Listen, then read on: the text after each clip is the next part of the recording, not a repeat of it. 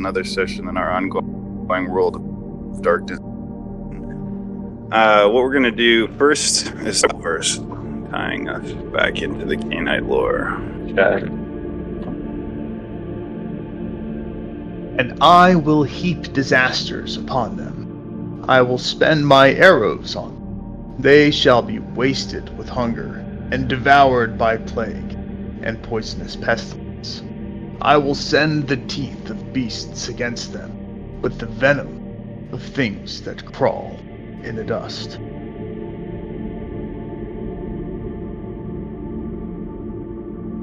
Thank you. So we're going to start with a recap from everyone, what they can remember from their last session, I guess. Astra, you were the longest since you were here. So what do you remember from your last session? Okay, so my last session, because I was not here the previous session, so the session before, essentially where my character left off was where we were fighting the biker guys at the crack house. I don't know if it was actually a crack house, but Callan is asking Shad about Dale. They can't find him. I tell them where I rescued Sid, so we end up going to that house. We sneak around, essentially. We get in a fight with them, so it was just a lot of fighting, but eventually we leave with the place on fire from Shad's theatrics. The place is on fire. We get on our bikes. As we're going, Shad actually veers off of Nash's bike, and so me, Callan, and Nash head to introduce Nash to the prince. Essentially, we get a lot of information from the prince about how there's a lot of unease occurring within Cascadia City. Though Callan shares some of Shad's plans with the prince, asking if we can go undercover. Essentially, we need to connect with the Sabbat bishop in Arcadia City. Prince tells us that he can't guarantee our protection, and then that we need to leave before there is going to be people out for our blood because of the affiliations that have occurred. So just a lot of information given, and then we ended up there. At least my character did. Thank you. How about we get Nash Westergaard to give a quick synopsis? Well, I think mine would best, because I just tagged along with the warden over here, Callan. But pretty much I went with him and observed his feeding patterns and drank some blood with him, you know. So, on to Callan.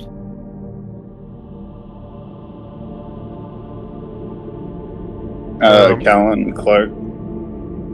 Yeah, essentially, long story short, Callan took Nash to his domain. He was growing tired of the herd that he had. Figured it was time for them to go and be judged by their creator, essentially. Nash helped me feed, and then we drugged the herd till they essentially died from overdose and disposed of their bodies. And we went and got 2 new people that would be in Callan's herd, both of which were predators. One was a man who would drug men and women at bars and public places, things like that, trying to get them inebriated and take them to do regrettable things to them. And then the other guy was a criminal, essentially, who escaped his charge, which would have been child abuse. But when Callan tracked him down and kind of kept up with him, he found that it was a bit more than child abuse, and it was against his own daughter. So Callan had rolled mesmerized on the man who abused his daughter, and succeeded, and convinced him that they were acquaintances from the daughter's school, since they both shared daughters, apparently, and that they were supposed to meet to learn about each other a little bit and kind of communicate, hang out before their daughters were able to spend time at each other's houses. And he said, yeah, you agreed to come play poker with him. And he was here to pick him up, and the guy came right along. And then the second guy that we went to had previously been mesmerized. And he came willingly, essentially, when he got picked up. And then they were taken back to the Callan's domain, and then they had a bit of a tussle as they were trying to strap them down and get them in the restraints, things like that. But ultimately, Nash and Callan succeeded getting them there. And then I told Nash that I'd gotten some information. I had to go somewhere that he was free to either stay in my domain, or he could go on somewhere else if he'd like to for now. And I had to meet up with Shad. Shad wanted to meet, and after some conversing in a private place, he made a request that he drink my blood, and he did so. And I believe, and he can correct me if I'm wrong on his account, I believe he is bloodbound to Callan at this point. We said very brief see you laters, and then that was the last that Callan experienced before the session was over. Thank you. And finally, Shad, I suppose. Shad has been reading a lot of books. Right. Ooh. Books that you got from where? Secret places. All right. And now I'm going to ask our new player, Dacian, to describe to me your character. We didn't get a chance to talk previously. So why don't you describe to everybody your character?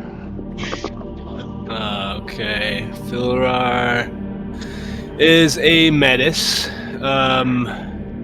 He was born a creature. He has some deformities, like the bone spikes that protrude from his back. In human form, he is seen as a 7 foot tall, about 320 pounds, with long brown hair, and he has a scar in the left eye.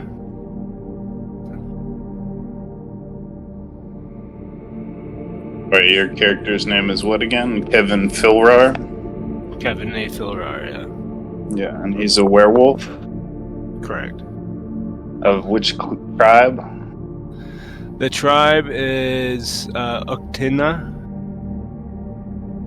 Can you describe anything about that tribe?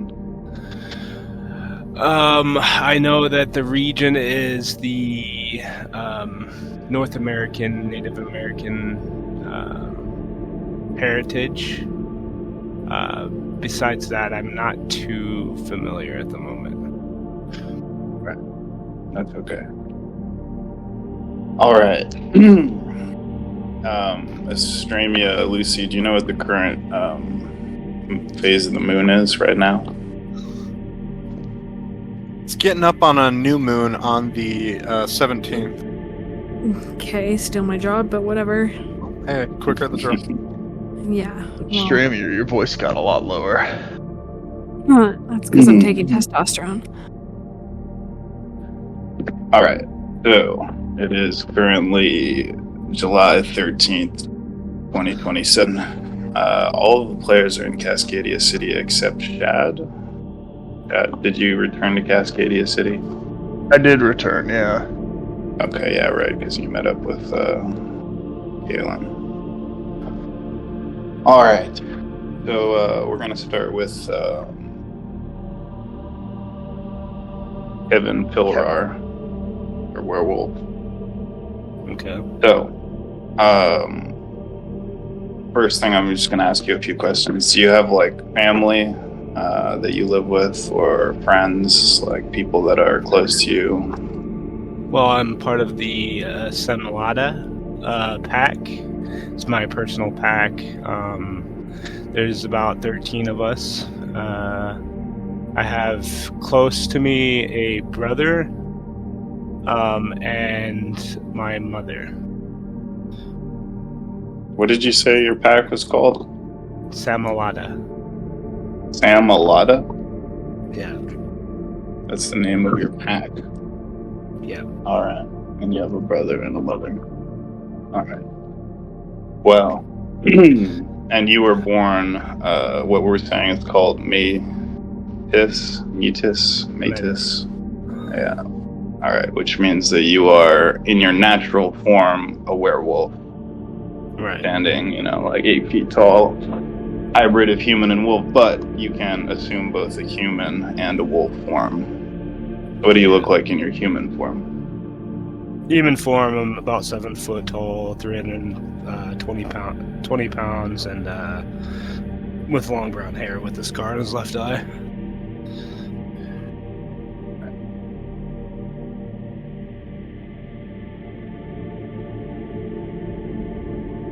So,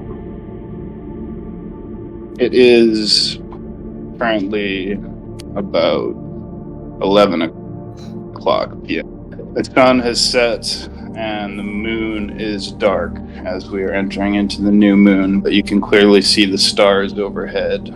You are out in the woods, in the forest, in a place called the White Shell, just outside of Cascadia City, where the Canadian Shield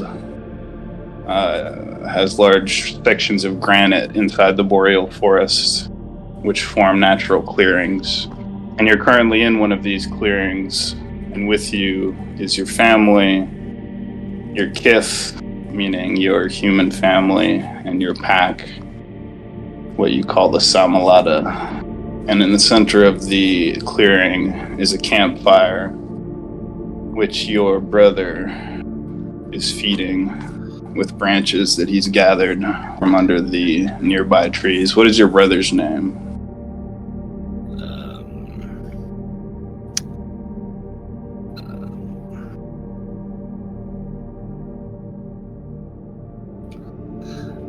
Wasn't prepared for this. That's okay. I can name him if you want. Let's name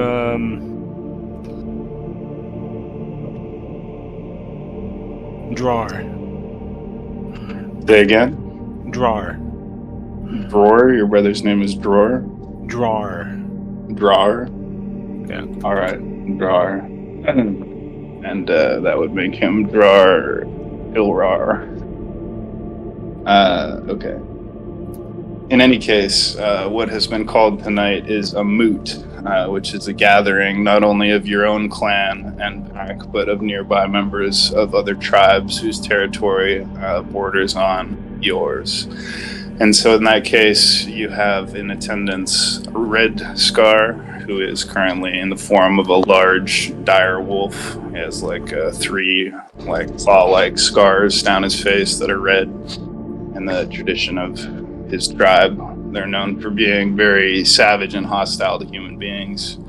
You also see two neighbors from Cascadia City, from the Children of Gaia. They both have long brown hair, brothers and sisters. Their names are Sarah and James, of the Pacifist Children of Gaia, or Gaia rather. You also have a representative of the Wendigo, very feral, muscular, savage-looking guy from the Northern Territories who's made the trip here for this moot, and several members of your Uktena brothers, and some of your sisters start playing on a drum, and it's like a skin or hide drum, and they begin passing around a pipe of tobacco, which they're smoking and passing around as the moot begins.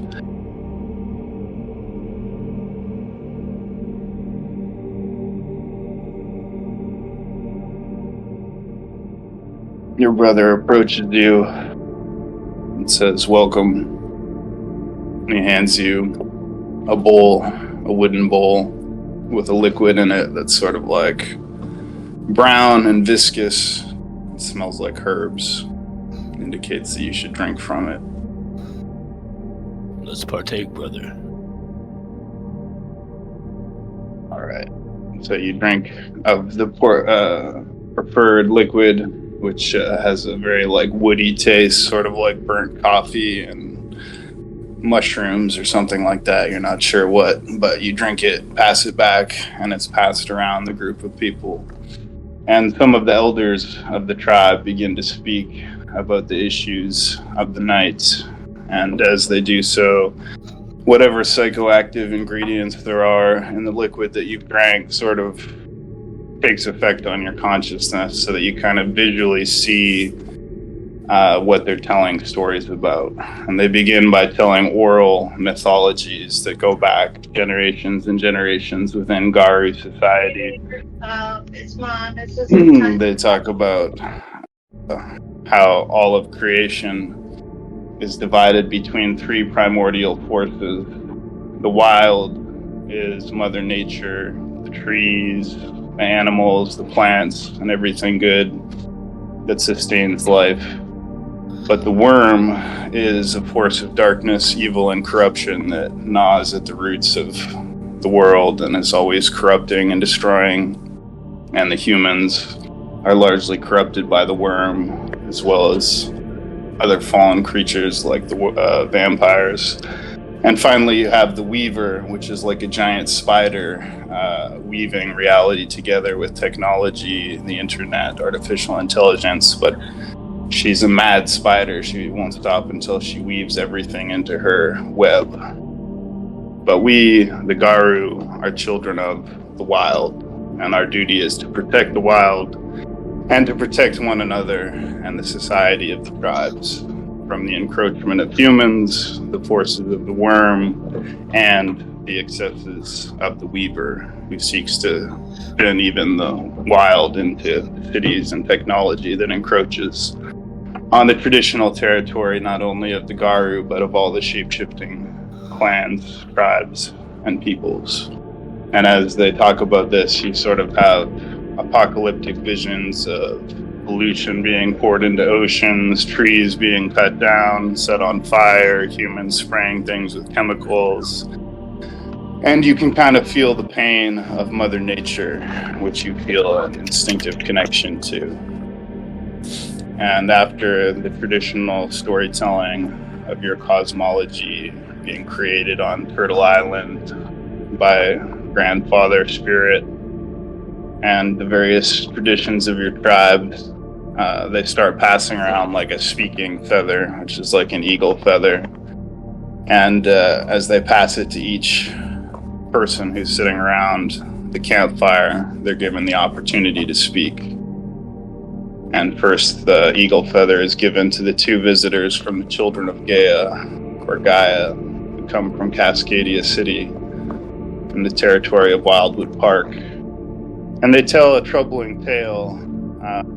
They tell of undead vampires making incursions into their territory, killing innocent human beings, starting fires, and fighting wars with one another in the traditional territory, not only of the werewolves, but of the gangrel vampires with whom they had previously enjoyed a peaceful coexistence. And they tell tales of strange events, fires, arsons, murders, public displays of violence and anarchy spreading in Cascadia City. And they ask for assistance from the tribe who is gathered here. And in particular, they call upon the warriors of your tribe, those who are born under the full moon, those who are called the Arun. And they ask them to come to the aid of the children of Gaia, who are themselves a peaceful clan. And so you realize that they're appealing to you in particular for aid. Kevin. I approach, offering myself.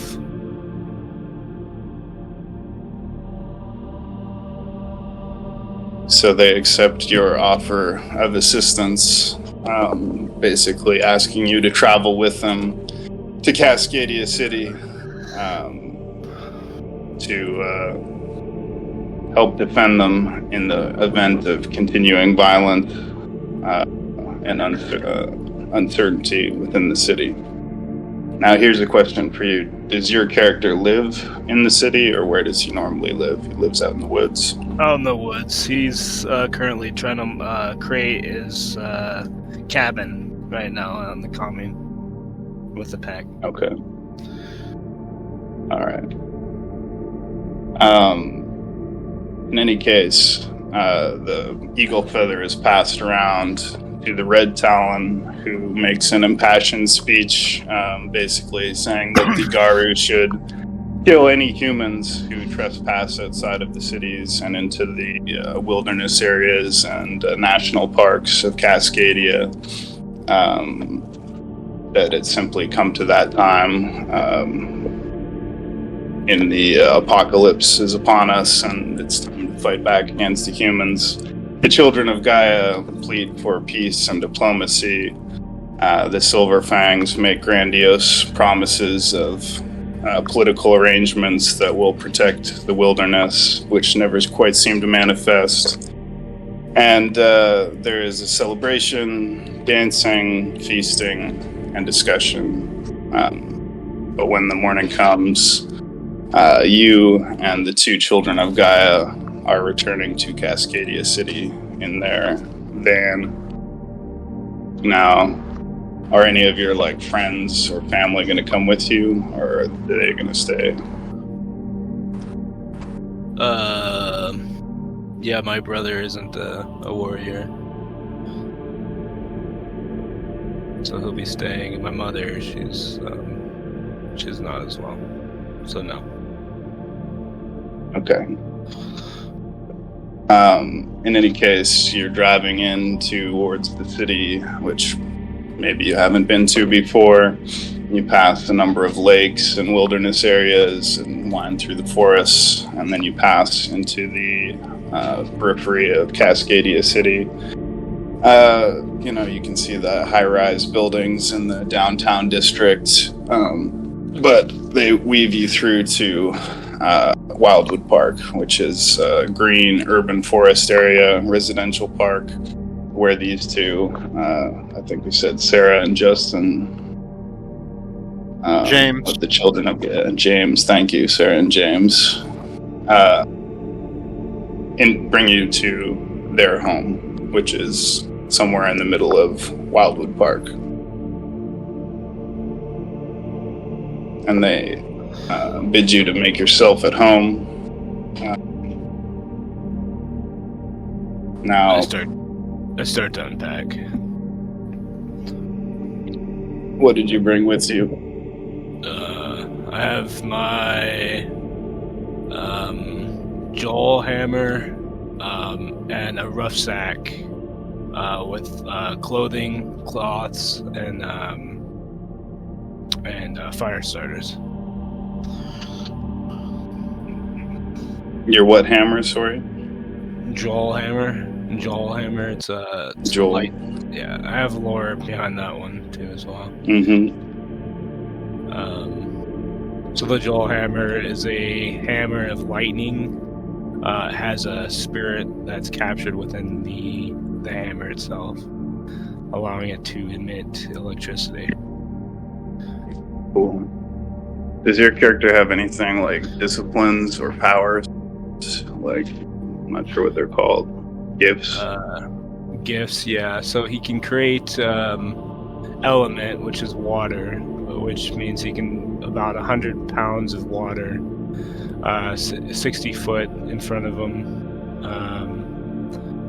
I also have Spirit of the Lizard, which allows me to climb on walls and ceilings. And then I have Spur Claws, which my claws detach after clawing someone, piercing them and spurring into their skin, which then causes a certain type of damage, or I think over time, or they get a -2 on stats, I believe, until they remove the spurs, and it takes one turn. Okay, interesting. So Sarah and James begin to introduce you to what little they have been able to deduce about what's going on in Cascadia City.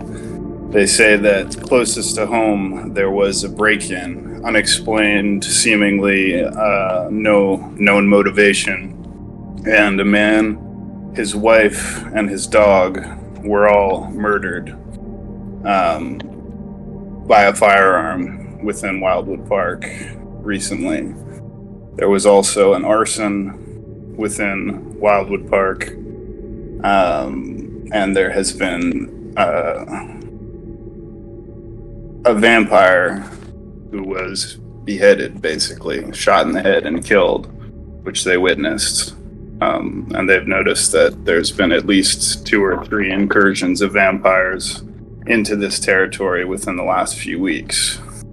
Furthermore, they've been trying to track unusual activity in the city, and there's been strange reports of arsons and murders, including people burned alive on the docks, a house burned down in the north end, and gunfights outside of a drug house associated with unknown criminal elements. So they've appealed to you and your clan for assistance and protection.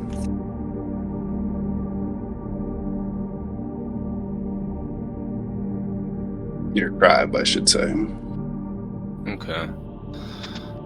Is there any way we can do an investigation on some of these locations? Yes, you can investigate any of them. Do you have a car or a vehicle of your own? I guess I said you drove in with these guys in their van, so you can say that, you can use their vehicle. Alright, we'll use that then. Okay. Sarah and James come with you. I guess you're gonna drive. Again, Sarah and James both kind of hippie type characters. They both have long brown hair. They're brother and sister. They're wearing like hemp clothes. They're green and brown colors. They're both children of Gaia. And they're gonna offer you to go wherever you want to go. So we'll head to the docks. Is there any information on when these occurred? Like what time of the day? Yeah, the murders and the violence occurred at night, in the middle of the night, sometime between midnight and 2 a.m. And I believe it was either last night or the night, it would have been the night before last, in the last 2 nights, if I'm not mistaken. Okay, we'll head to the docks first. All right. So Sarah and James drive you to the docks. The current time, I think we said, is 11 a.m., so it's nighttime. 11 p.m., sorry. It's nighttime. There are people on the docks. There are many boats, like fishing boats, small luxury yachts, personal motorboats, whatever, all parked here. And there's certain people just sort of walking, strolling on the docks, as well as, there's a few people who are parked on motorcycles as well. All right. I'd like to try to find the location of where the burns are located on the docks. Okay. I guess, do you have any points in like investigation, or otherwise you can just roll perception, awareness? I have 2 in investigation, and I have 1 in alertness. Alright, so go ahead and roll that, and you can do a combination of looking around and asking people nearby for information to see if you can find anything out. So that's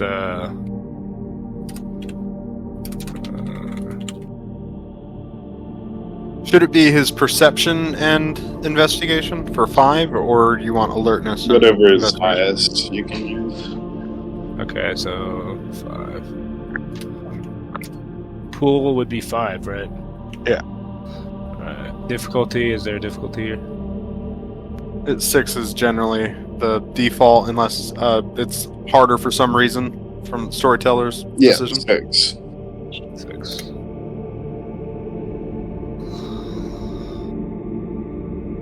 I rolled a success, 3 successes.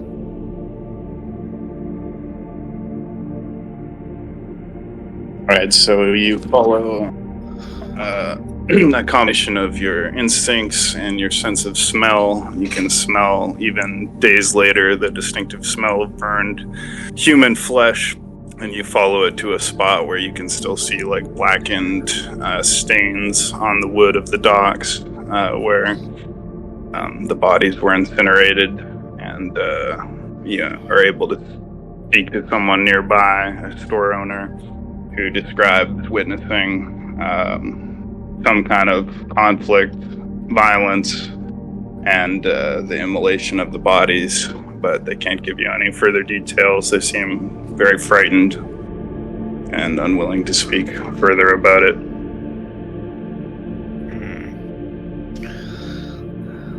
I approach John and Sarah, and I huddle them up in a group, and I ask them,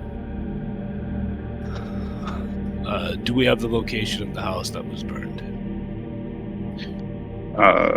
They do. It was published in the newspaper as an arson. That there was a further 2 people killed at that location, on Harbison Street.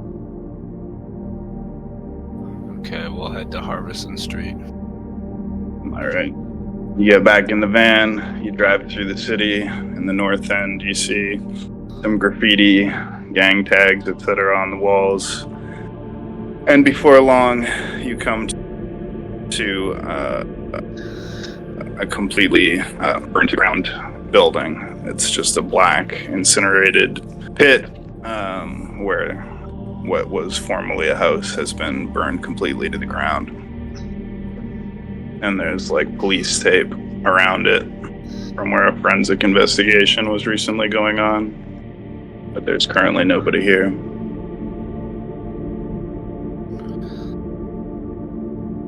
And what's the third location? Third location? Yeah, wasn't there a third one?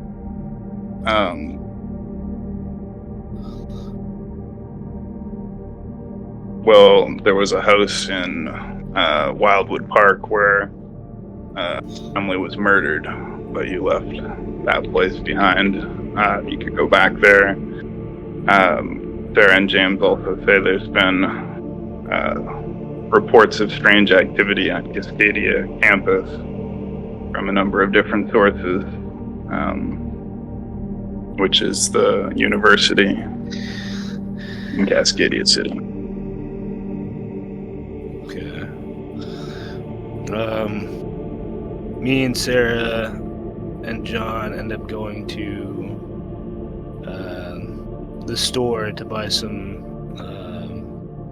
meat because I was feeling hungry, and then we'll head to the campus. Okay. You buy some like what? Cooked beef or like something? beef. Yeah. Alright. You buy some food, you eat, and you head to the campus. It is the middle of the night, but there are still students and young people sitting around on the grass, talking, smoking weed, here and there on the campus. I guess I'll have you roll like a perception check, or whatever your highest statistic is, perception, awareness. Perception it would be, so 3.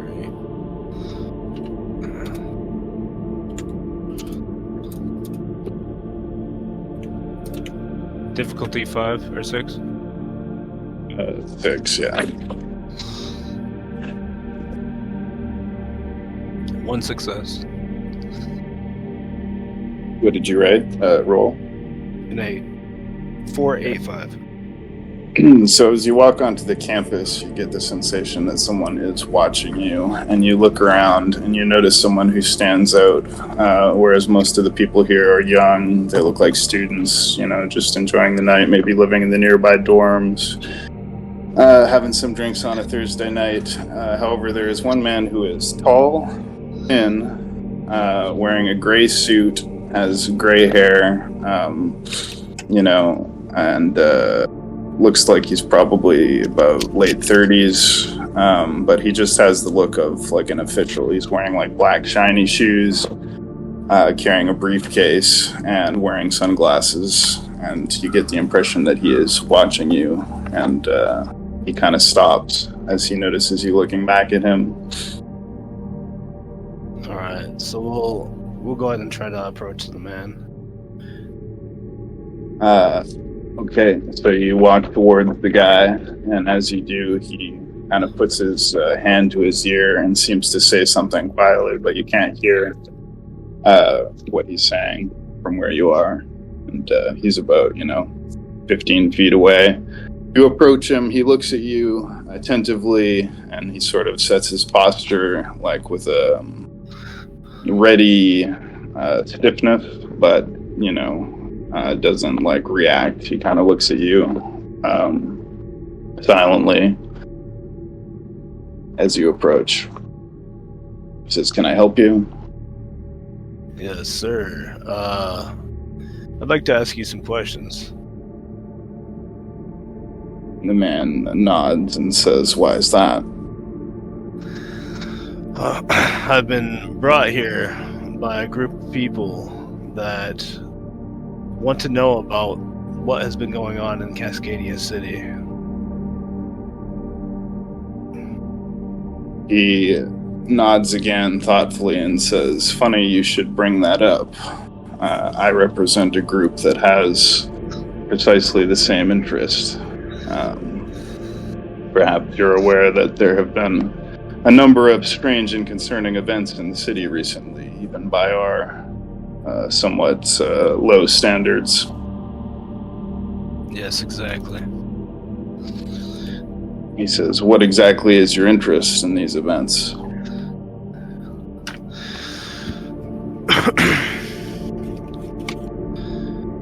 Just want to make sure that the city remains safe. Not only the city, but the world. The man kind of chuckles and says, "Those are very lofty ideals. My name is Peter Walker. Pleased to meet you." And he holds out his hand to shake your hand. I meet him halfway and shake his hand. All right, he has a firm handshake. Then he kind of smiles. It's like a fairly charming individual. But he says, "Are you new to the city?" Yes, I just came into town. He nods and says, "And what are you looking for here at Cascadia campus?" I'd just like to ask some people some questions. I know about some fires that had occurred recently at the docks and in the household, and I figured I'd check out this campus to see if there was anything lingering. He nods and says, "It's interesting you should say that." He says, "I have an interest in some disappearances around Cascadia City. In particular, there was an Uber driver who was last seen in this campus, and then his GPS suddenly went dead. We found some of his electronic equipment destroyed and disposed of on the campus. Nobody's been able to locate a body, but we suspect foul play. That, combined with the murders in Wildwood Park and in the North End, we have approximately 10 unexplained homicides in the last few weeks alone." He says, "Is it a coincidence that you're here asking questions?" I'd say not. It's exactly what I came here for. I think me and you can make a good companionship. Nods and says, "Perhaps we can be of mutual assistance to one another." There have been, in particular, reports of potential foul play in near the occult and esoteric library division of the Cascadia campus. There has an academic research assistant there by the name of Oliver who has not been seen in some days, and there was blood stains found in his office. We haven't found a body again, but we suspect worse, and it's difficult not to see a disturbing trend. Okay. Well, Gives me you- and... Go ahead. Go ahead. Sorry.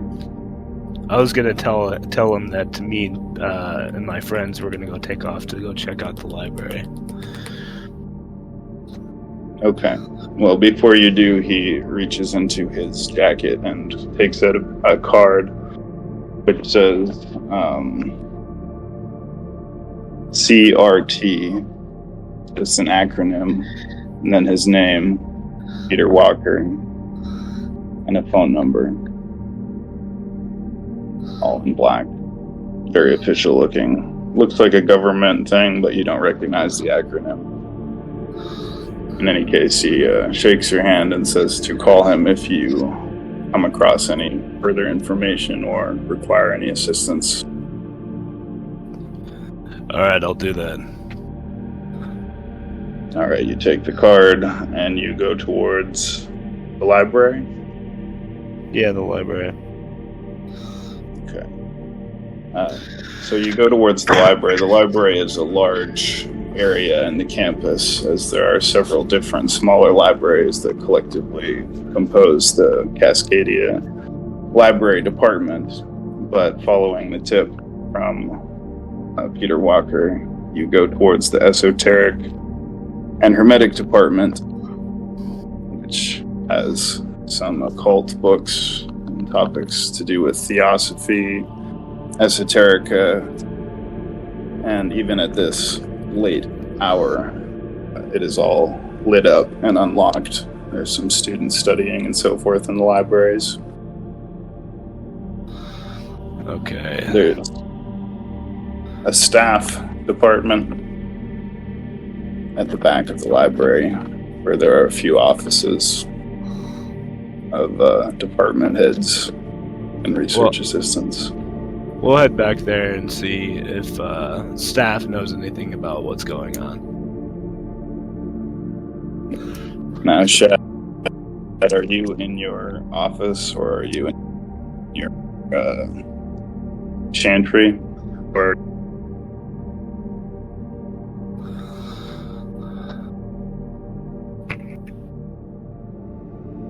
I don't know if Shad is there. But in any case, you go towards the staff section of the library. There are two offices directly across from one another. One of them is the office of Oliver, who has not been seen in the last few days, as you heard from the last individual, and there's still blood, visibly on the walls and carpet. The other office is locked, but the name says Shad Vianoferov on the door. Well,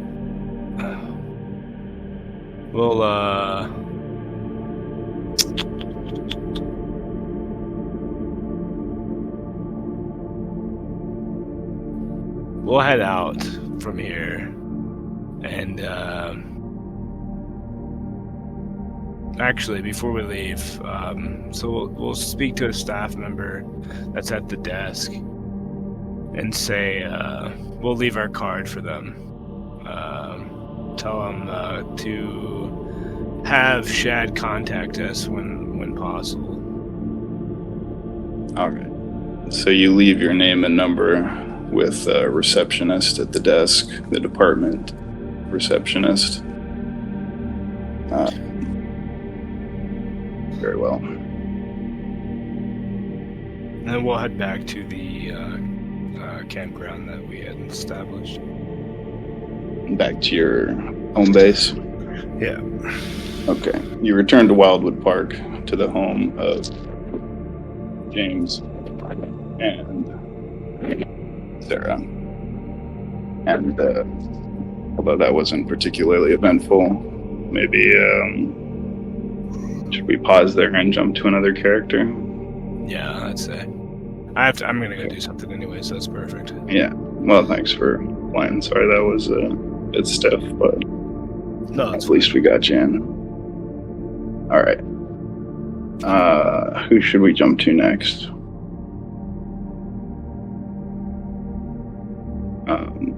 Go to Nola's I guess character ask. or Lucy. Yeah, why don't we go to Lucy? Since she has a chance of playing one.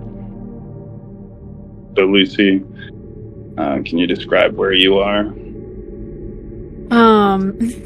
I headed back to my place after the meeting with the prince, so she's just been running her shop and doing her day-to-day things, keeping an extra lookout on any unusual activity in her area, especially since her place got broken into a few days ago. So I'm just downstairs in the shop. Since it's late at night, my people that work the shop in the daytime have left, so I'm straightening things out. I'm behind the register, looking at sales for the day. All right. The sales have been reasonably good, steady lately. It seems like a lot of people have been interested in occult and coming by the store. As for activity in your city or in your part of town, you have been noticing two things. One, that there still seem to be some guards near your house, possibly set there by Elizabeth Fairbrook, keeping an eye on things, driving through once in a while. Yeah, that's the only thing you've noticed. There's been no other sign of intrusion into your store since the rat left on your journal. You've continued to have ominous dreams that seem to get more vivid as time goes on, and to typically, just as you've noticed, have apocalyptic or cataclysmic themes for the most part. But in any case, you have put that out of your mind for the moment. I'm gonna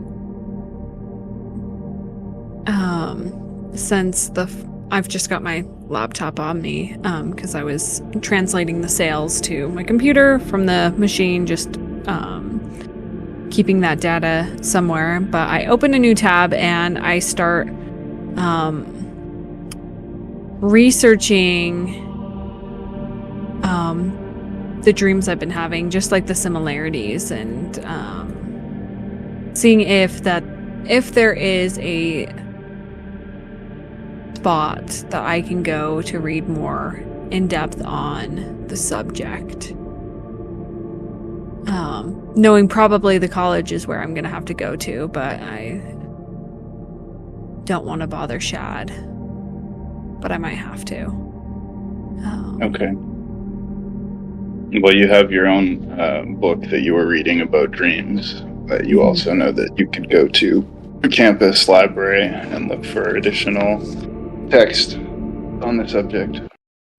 When I do my research, that's the number one thing that pops up, is going to the campus library. So I shut my laptop and I'm gonna head upstairs to pack it into a bag that I have near the stairs up there, and change into a pretty discreet and academic looking outfit, so I kind of fit into the space a little bit better.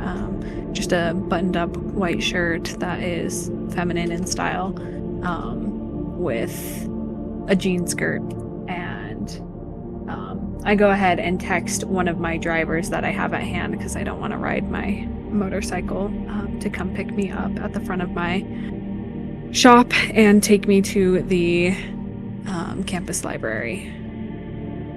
Okay.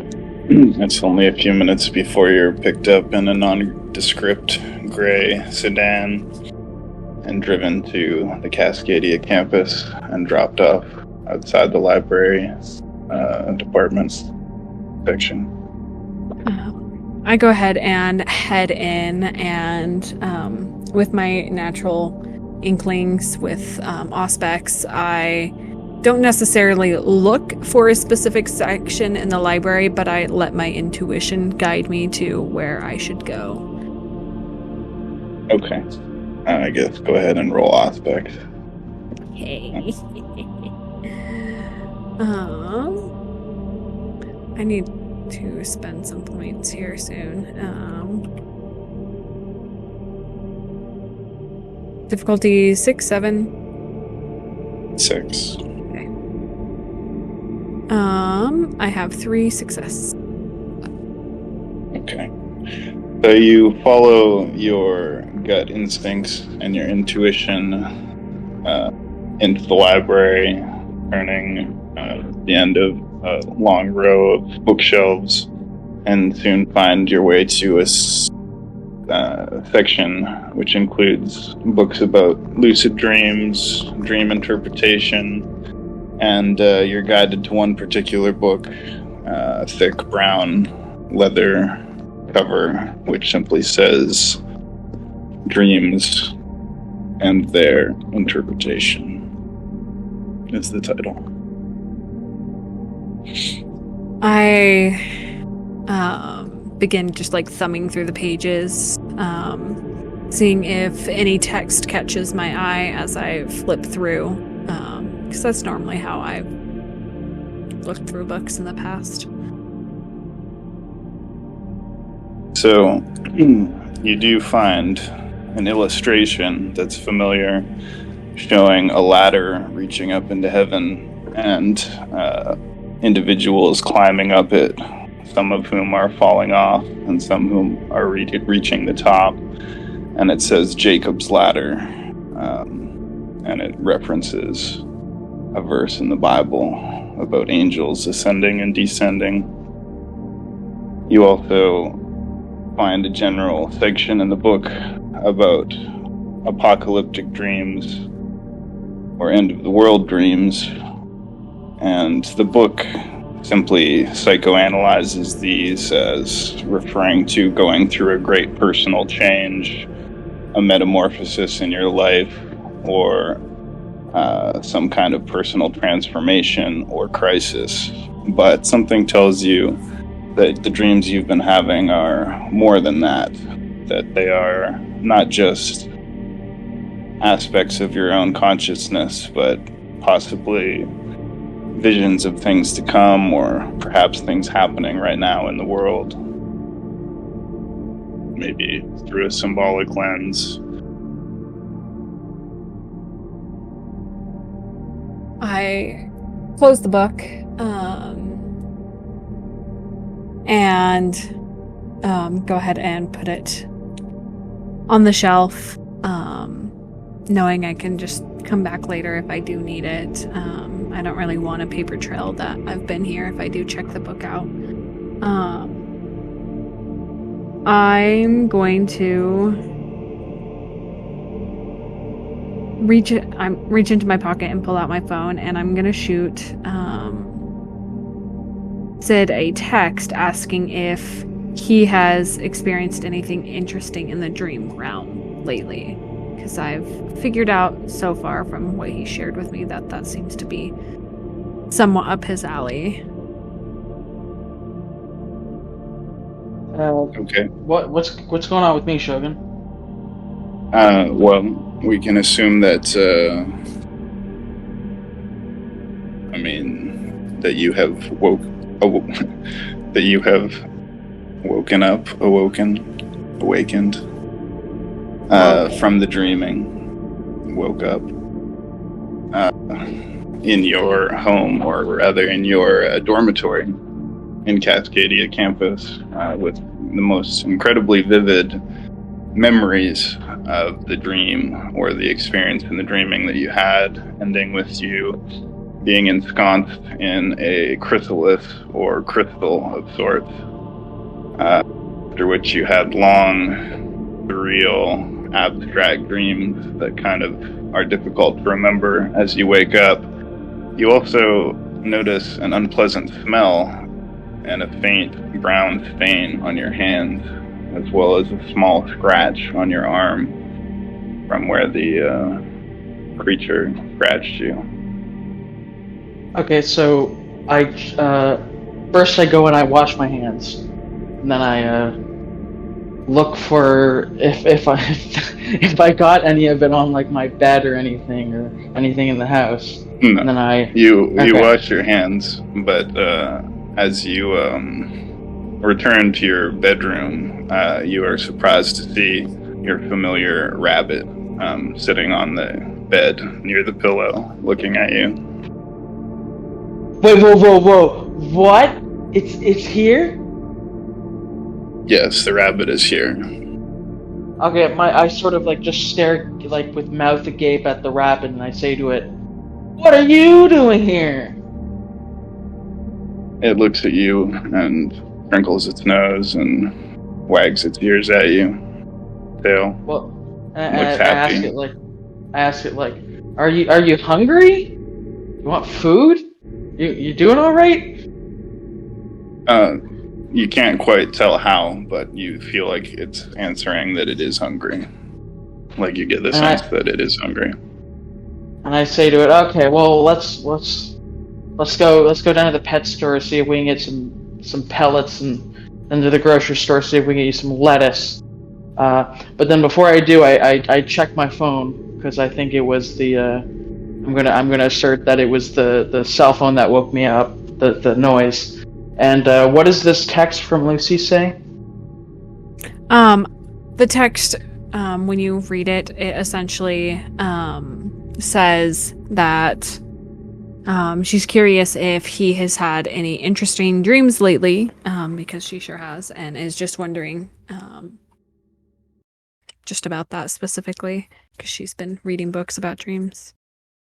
And as Sid sort of replies back with a not quite a wall of text, but like a short little yeah, I've definitely had a lot of interesting dreams lately. Last night I had one that actually seemed not like a dream at all. Like it was more so like I was in another place. I gotta go get well, and then there's like a dot, and he types. I think I pulled a rabbit from my dreams into reality. So I gotta go find some food for this thing. We can talk more about this in person. And then he sends it. She stands there reading the message. Oh god. Just whispering to herself. This guy's gotta be fucking crazy. She hadn't seen him in a couple days, so she kind of pieces it together that maybe he partook in too many substances. Maybe. But, So your character is still in the library at Cascadia University? yes. Okay, I'm gonna get you to roll perception plus aspects. Okay. Let me take a peek at my sheet. What is my perception? Thought I'd put it pretty high. Where is perception? Is that something that's on here? Yeah, it's at the very So- top Oh, okay. on the mental Okay. side. Mental. Oh, yeah. No, it's not. That's what? Wits plus result. Wait. You are using the Vampire 5th edition character sheet. You should probably update it sometime, but yeah. Okay, yeah. Okay. I'm just gonna do this then. Dice.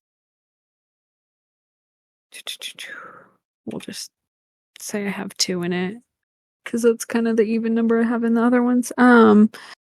Difficulty 6. We'll call it 7 for this roll. 3 successes. Okay, what'd you roll? Like what were your 3 successes? A 9, a 9, and an 8. So you're in the library and you're firing off a text to Sid, and he responds with a long message that is very strange. But as you are reading it, you get the sensation of being watched, and you look around, and with your preternaturally sharp senses, you see someone who is very nonchalantly standing behind a bookshelf, but he is pointing a small camera at you, like a video camera or something along those lines. But he's like standing like some distance away and behind a couple rows of bookshelves. But with your senses, you can see him, and he's a tall, thin man wearing a gray suit.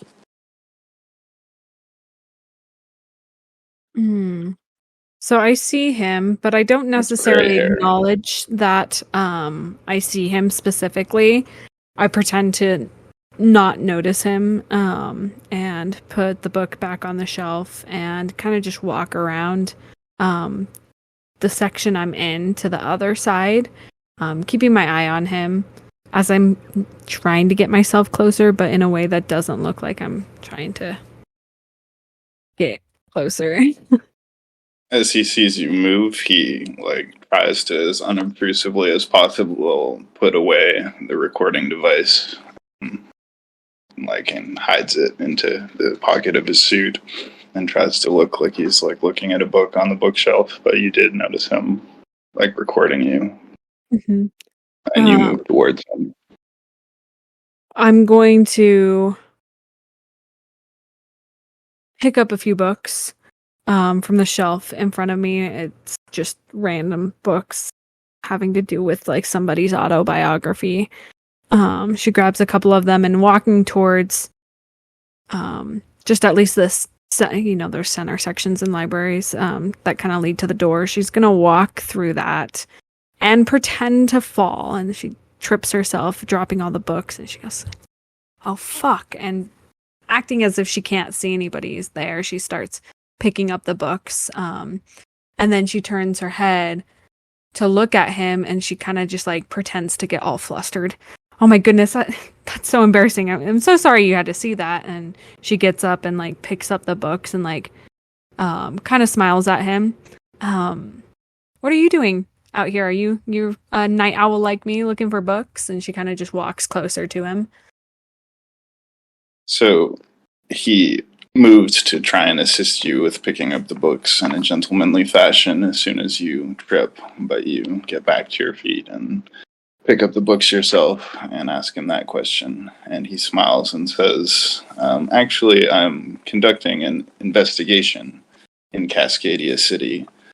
I'm looking into a series of unusual occurrences, disappearances, and murders that have been occurring in various parts of the city.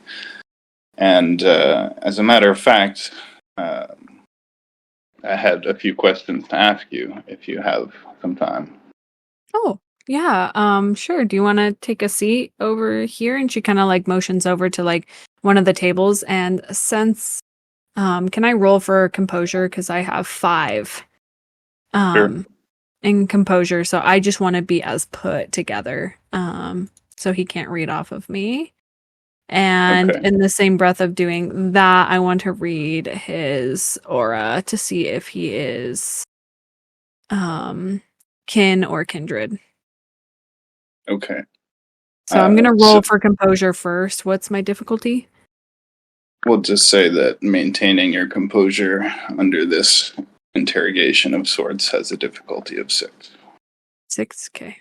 And then Maybe for 7 would be fair, but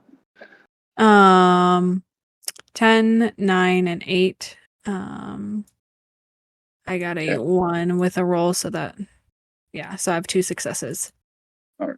So you compose yourself and put on a poker face as you sit down at a desk in a quiet place in the library, and he sits across from you. And you compose yourself and don't show any signs of alarm as this government agent of unknown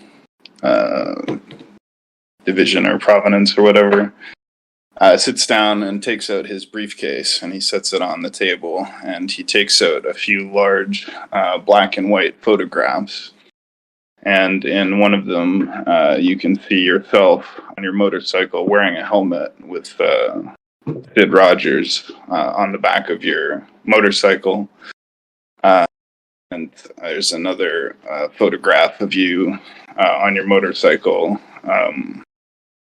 with another person on the back. You can't see who it is. But he says these photos were taken at the location of an arson and a double homicide in the north end of the city. Do you recognize the person in this photograph? As he's asking her, can I read his aura before answering? Yes. Difficulty? 6. I have 3 successes, 2 10s, 1 8. Okay. So you are able to read his aura. You're able to see that he is a human being. He is not a vampire. He is not kindred. He is kind. However, he does have an unusually focused and intense aura. It's sort of steely, and whereas a lot of auras are wavy or hazy or shimmering, his is almost metallically rigid in a way that's difficult to describe. But just like his gray suit, his gray eyes, and his gray hair, he has a strangely gray aura. She was kind of just like looking at him for a second, and she kind of just like shakes her head. Sorry, in which photo? Who is whom? She like looks back down at the photos because there's one with her with Sid and then one with another person. He says there have been multiple cases of homicides in which the body has been partially or fully incinerated after the murder. Do you happen to know anything about any events similar to this? I want you to understand you're not in trouble, but we're just conducting an investigation. Anything that you can tell us would be her face kind of like feigns like shock. Incinerated? Like somebody lit somebody on fire? He nods and says, yes, we've noticed a pattern. We can only assume that it must be the same individual or individuals who have been using this method of disposing of bodies, which we can only assume we have a multiple murder, a possible serial killer on our hands. That's awful. She kind of points to the photo with her and Sid. This is my friend and I. He's harmless. He's a student here, but the other person on this bike, and she points to the one with her and the other person. I will have to be brutally honest here. I was partaking in some substances that night, and I actually don't even recall getting home that night. So I'm sorry, I can't help you with this person. I don't even remember getting on a bike with this person. And she's kind of like picks up the photo to like look at like as if she's examining it. He nods and says, I appreciate your honesty. He looks at you thoughtfully and says, am I correct that you are Lucy Fairbrook, daughter of Elizabeth Fairbrook? Yeah, I am. He says, forgive me if the question is intrusive, but why would someone of your status have been in such a dangerous area of the city at such a late hour at a location in which homicide and arson later occurred? Is this a coincidence? There's like kind of she's playing up the act here, but like she kind of gets like tears in her eyes, and she's like, I was planning to make a report, but I woke up with some like bruises and different things on my body that night, and I don't recall being out there. I don't even remember what happened. Covers her mouth, looking at the photos. I don't even remember going out there. The last time that I was there with my friend Sid, it's because he was in a rough situation. That's all I know. He nods and says, I understand. I'm sorry if these questions are difficult. He says, my name is Peter Walker. See his government business card, which again has a strange acronym on it that looks official, but just simply says CRT and then a number. And he says, were you aware that there was a homicide in this very library in the last week? Wait, really? No, I didn't know that. He nods and says, be careful, stay safe. Call me if you have any further information or if you wish to make any further report. Sounds like you have a lot to think about. Yeah. Sure. Thank you. She pauses, but she shakes her head. Never mind. Thank you. And she holds up his business card. I will contact you if I see or hear anything. He looks at you with like a strange, inscrutable expression, but he kind of stares at you and nods with like a cold, firmly set look in his expression. Mm-hmm. Like he's studying you somehow, but he allows you to leave, but he kind of remains looking at you thoughtfully as you do so. I pick You up get the the book. impression that either he isn't telling you something or he knows more than he's letting on, but you can't quite put your finger on it. I kind of skirt around him, carrying the books that I had picked up for the whole act, and I walk to the library's front where I am able to scan these books out that I checked them out, and I leave.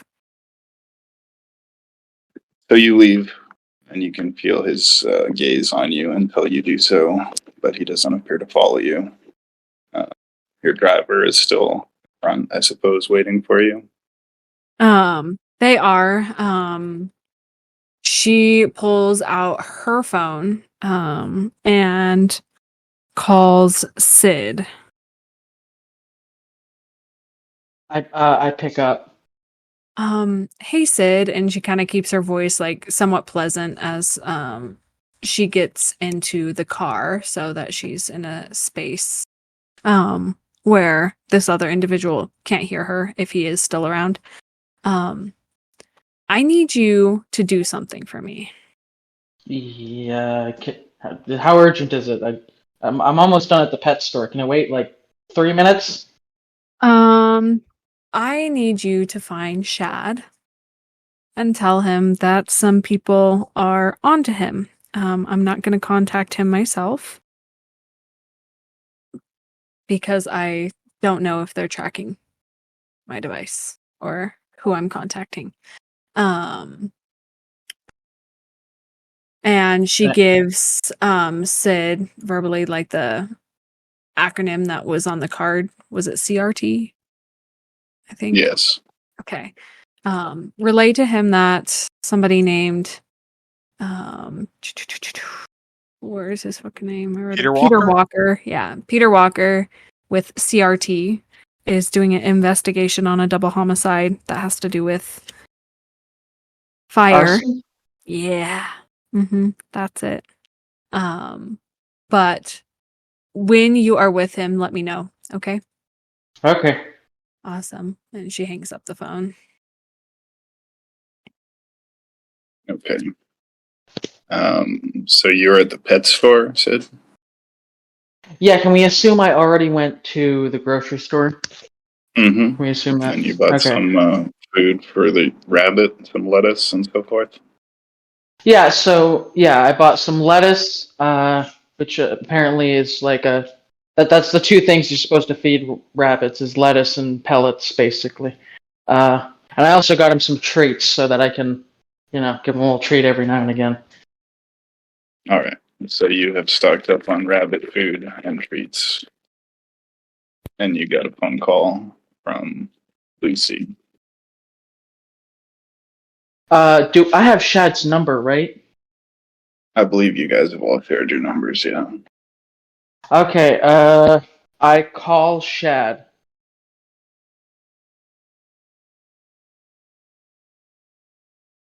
Shad, you there? He said he'll need 3 minutes. Okay, do you want to go to Nolo and then we can pick Yeah, we can, I was we going can to just- say, okay. what's going on with Nolo? Nash Kalen. Westergaard. Nash Westergaard. Well, yeah, why don't we just go to both of us? I spent the night at Callan's place because I didn't want to buy a hotel. And I normally Alright. just use Dirt Nap, but that takes an extra blood point, so... So you remain in Kalen's hotel, which is decorated with various swords and armor from historical periods. Well, he leaves for some period of time and tells you that you can stay in his place while he's gone. And he returns about 90 minutes to 2 hours later. And you guys respectively rest and awaken the following night in Kalen's apartment. You there, Callan? I go around the house looking for him.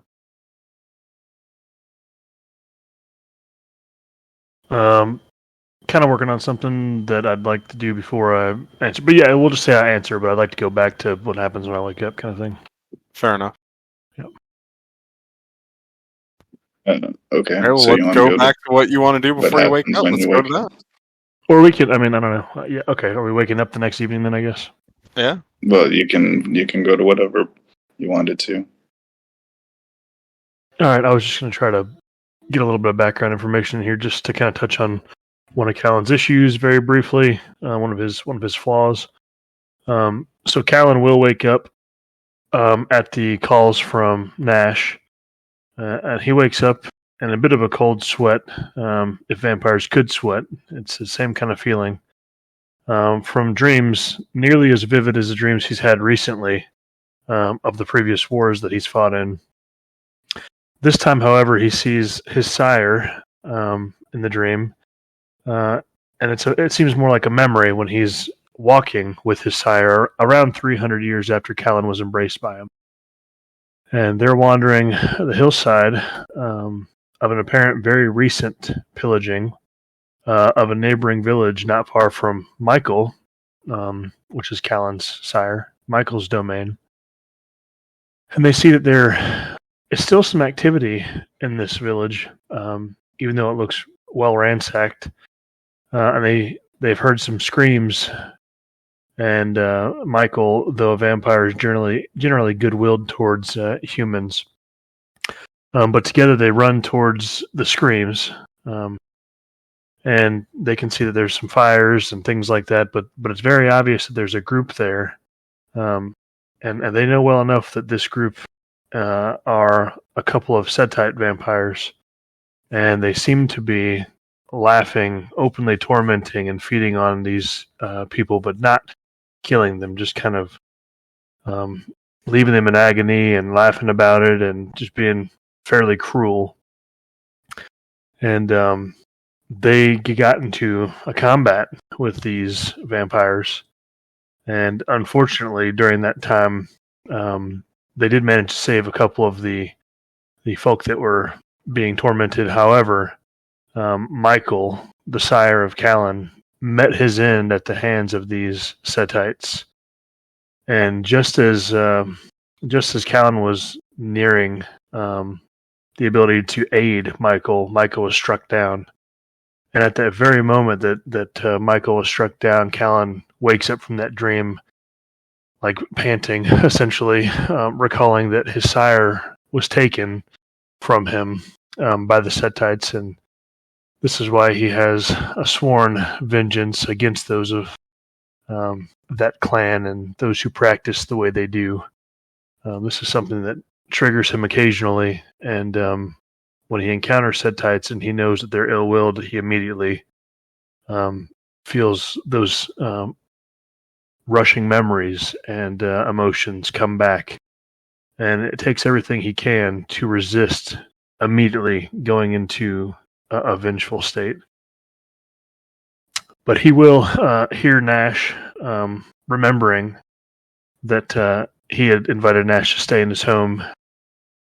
He'll take a deep breath and compose himself and stand up and wipe his face.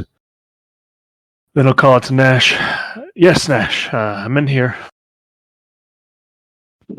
Hey, the night isn't getting any younger.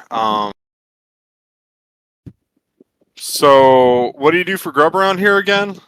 And I just kind of go help myself to that like secret room if I know how to do it, or at least I'm pawing at trying to get in there to take another blood point from the dudes. I'll say, Nash, as welcome as you are here, keep in mind once again, it's very important to me that those who are a part of my herd take no pleasure in the feeding. Oh yeah, I got my pocket knife right here. I thought about what you were saying, and yeah, no ecstasy for them. I'll just, stab them in the left arm, let their, arterial bleed, Yeah, I got this covered, man. Don't you worry.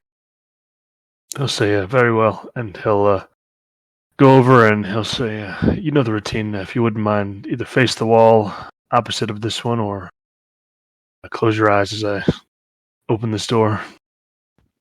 Sure, man, sure. And I go ahead and turn and shut my eyes. I'll slide back the wall. I go ahead and try to take a peek, very stealthily. Yep. You want me to roll for this, Shogun?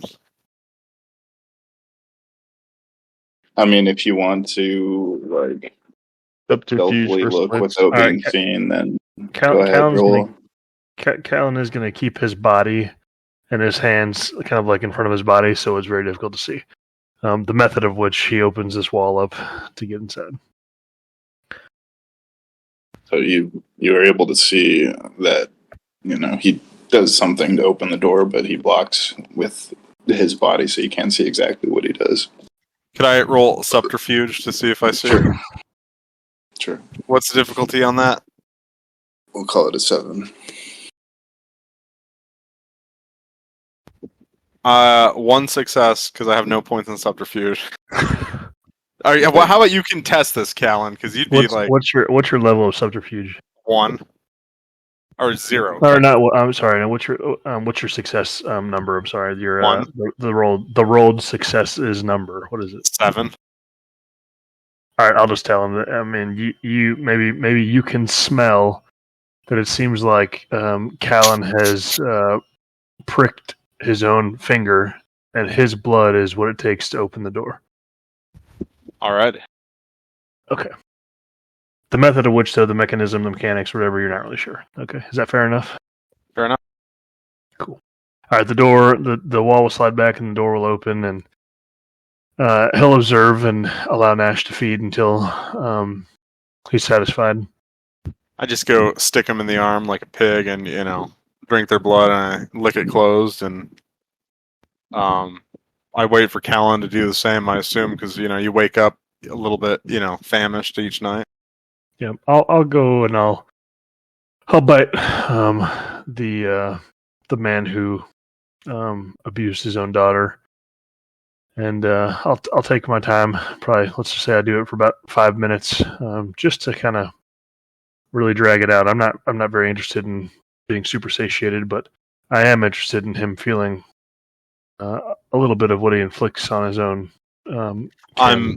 I'm definitely watching from the doorway and just cringing a little bit, and I'm gonna turn and leave out of that room. Be like, so what's on the agenda tonight? Callan will quickly pull back and wipe his face, only taking one point of blood pool from this victim, just really making it last.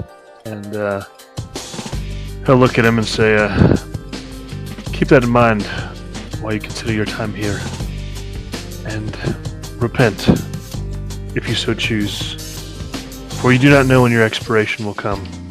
And then he'll wipe his mouth with a cloth that he leaves in there and throw it in a bin, and then he'll shut the door behind him and close the wall back, and come back out with Nash and ask Nash, have you got any plans for the evening?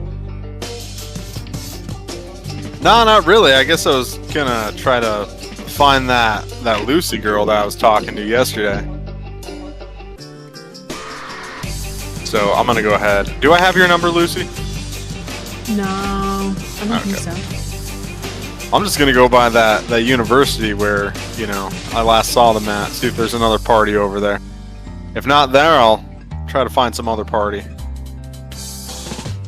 Wait. Outside of character, did you say that you do or you do not have her number? I don't have her number. Okay. Callan will just say that I've got her number. She's texted me recently. Here it is. You should give her a call. I gotta step away for 1 second, but I'll go wherever he goes. All right, Lucy, you get just a random Oregon number. I mean, it's like... Actually, it's... I don't even know how that works internationally, but yeah, you get a weird number. I stare at my phone for a couple rings, but I go ahead and answer without saying anything. Just listening.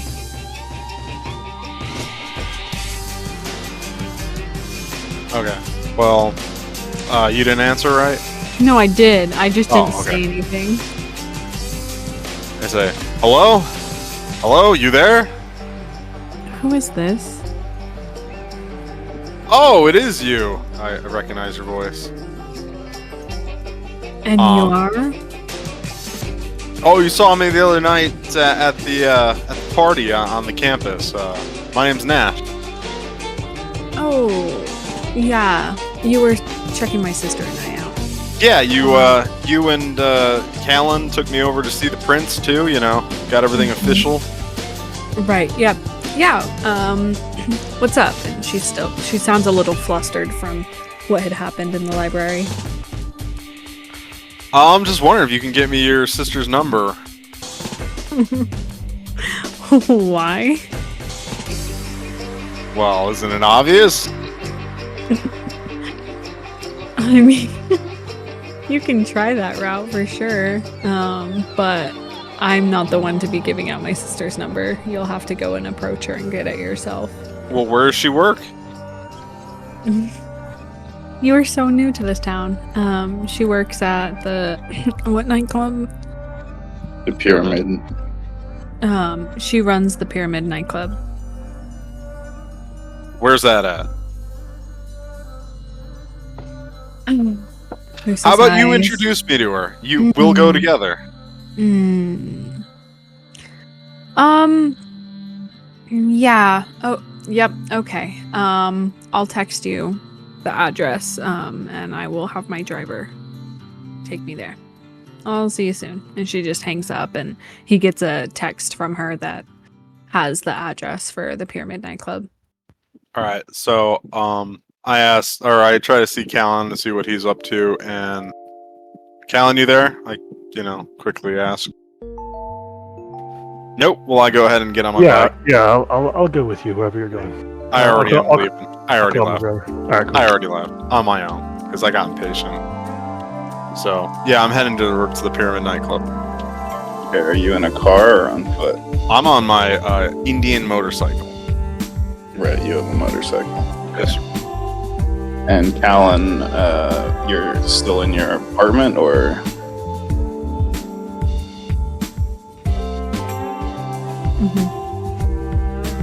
There, Callan?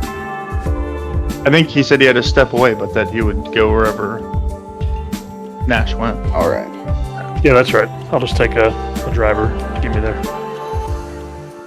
Yeah, I shouted yeah, at him where I was step going before I left. Okay. And where are you guys going again? Pyramid Night. Pyramid Nightclub. The Pyramid Nightclub. Okay. All right. Well, I suppose you all rendezvous there by your own various ways and means. So that would be the three of you that are all going then? Yep. Okay. All right. Well, you arrive, two of you on your motorcycles, one of you in your personal chauffeur vehicle or vice versa. Anyways, the pyramid as always is busy. As always, there's a bit of a line outside, but certainly Lucy and Shad are able to bypass that line. And yeah, there's an electronic set playing, people drinking at the bars, the usual scene. If you want to do like some kind of perception check to see if anything is out of the ordinary or whatever, or if you want to look for something in particular, you can. I'm gonna be looking around too. No, Shad's Sorry. not here. No. Was Sid invited? No. I'm supposed to go see Shad. Mm-hmm. I see. Okay. So Nash, be Westergaard, looking for Lucy Sarah. Fairbrook, and Callan Clark are at the Pyramid Nightclub. Yep. Okay. You're looking for Sarah? Yep. Alright. Well, you easily locate her in one of the VIP lounges set up in the upper area. So she's sitting in one of the circular recessed booths with some friends, attractive people,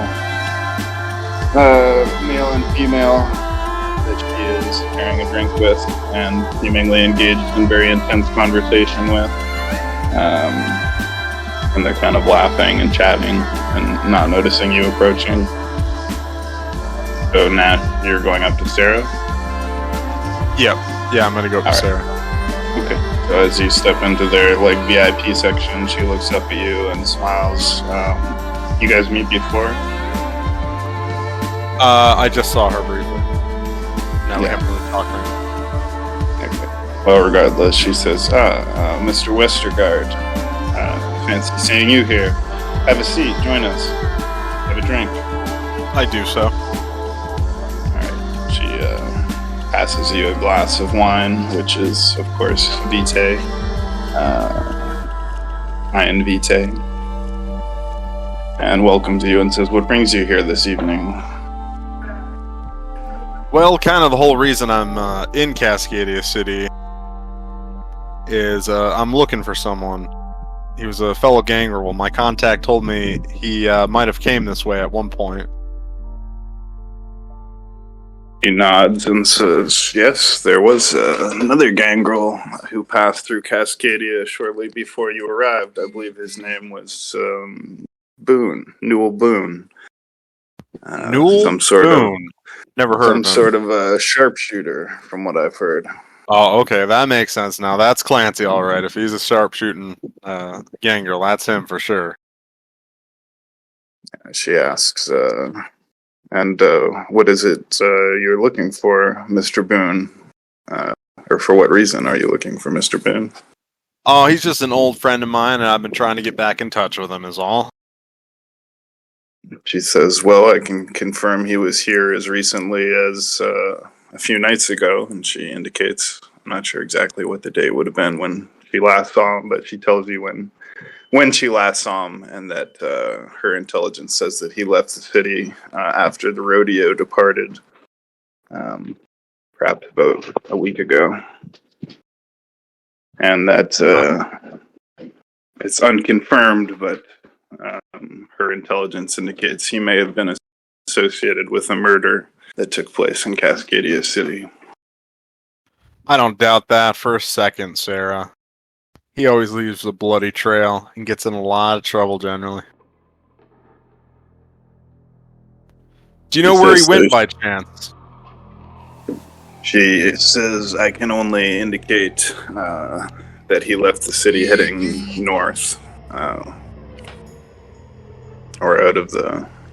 Well, actually, I guess if he's going to Texas or whatever, I guess. So, I don't know.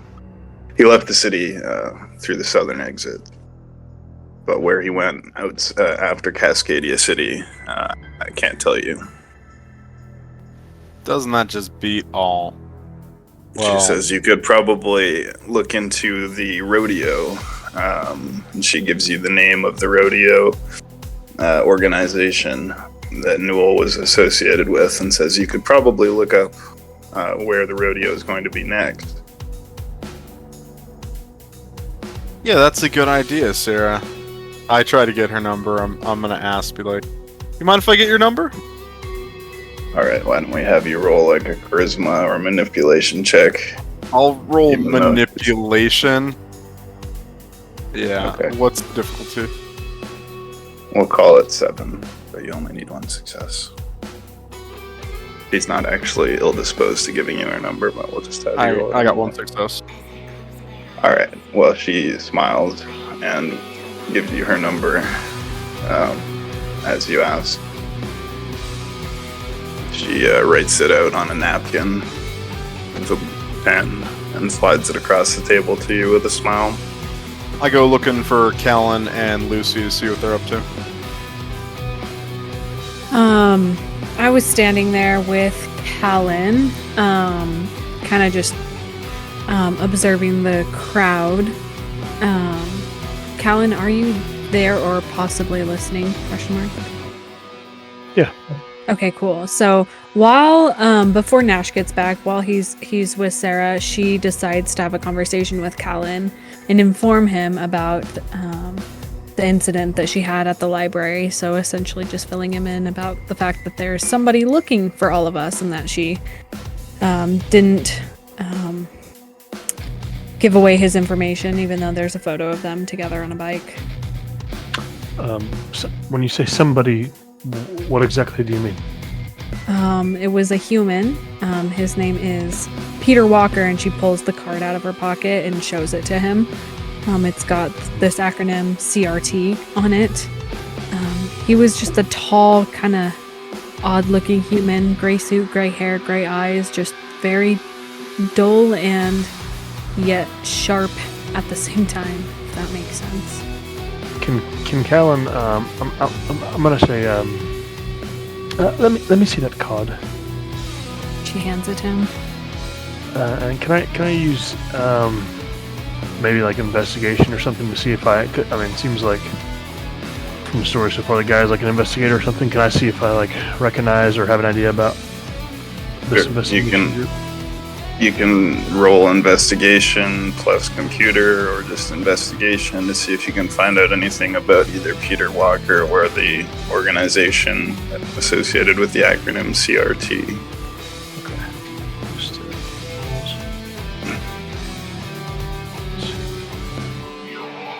so I got investigation and academics. I don't know if that would make a difference for that. But Just roll investigation or Okay. investigation plus computer or intelligence, maybe. difficulty? This is going to be a difficulty of 8.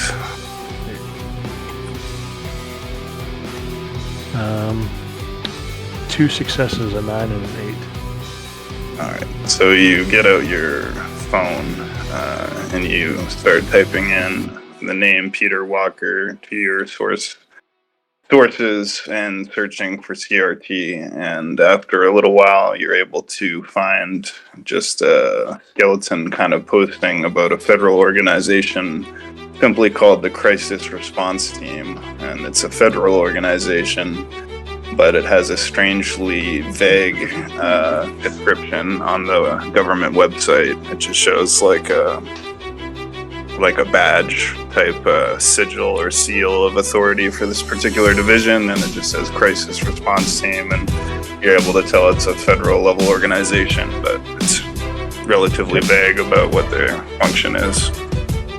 Any contact number or anything like that? Yes, there is an email address and phone number associated with the name Peter Walker that you're able to find. All right, Callan will just note the email.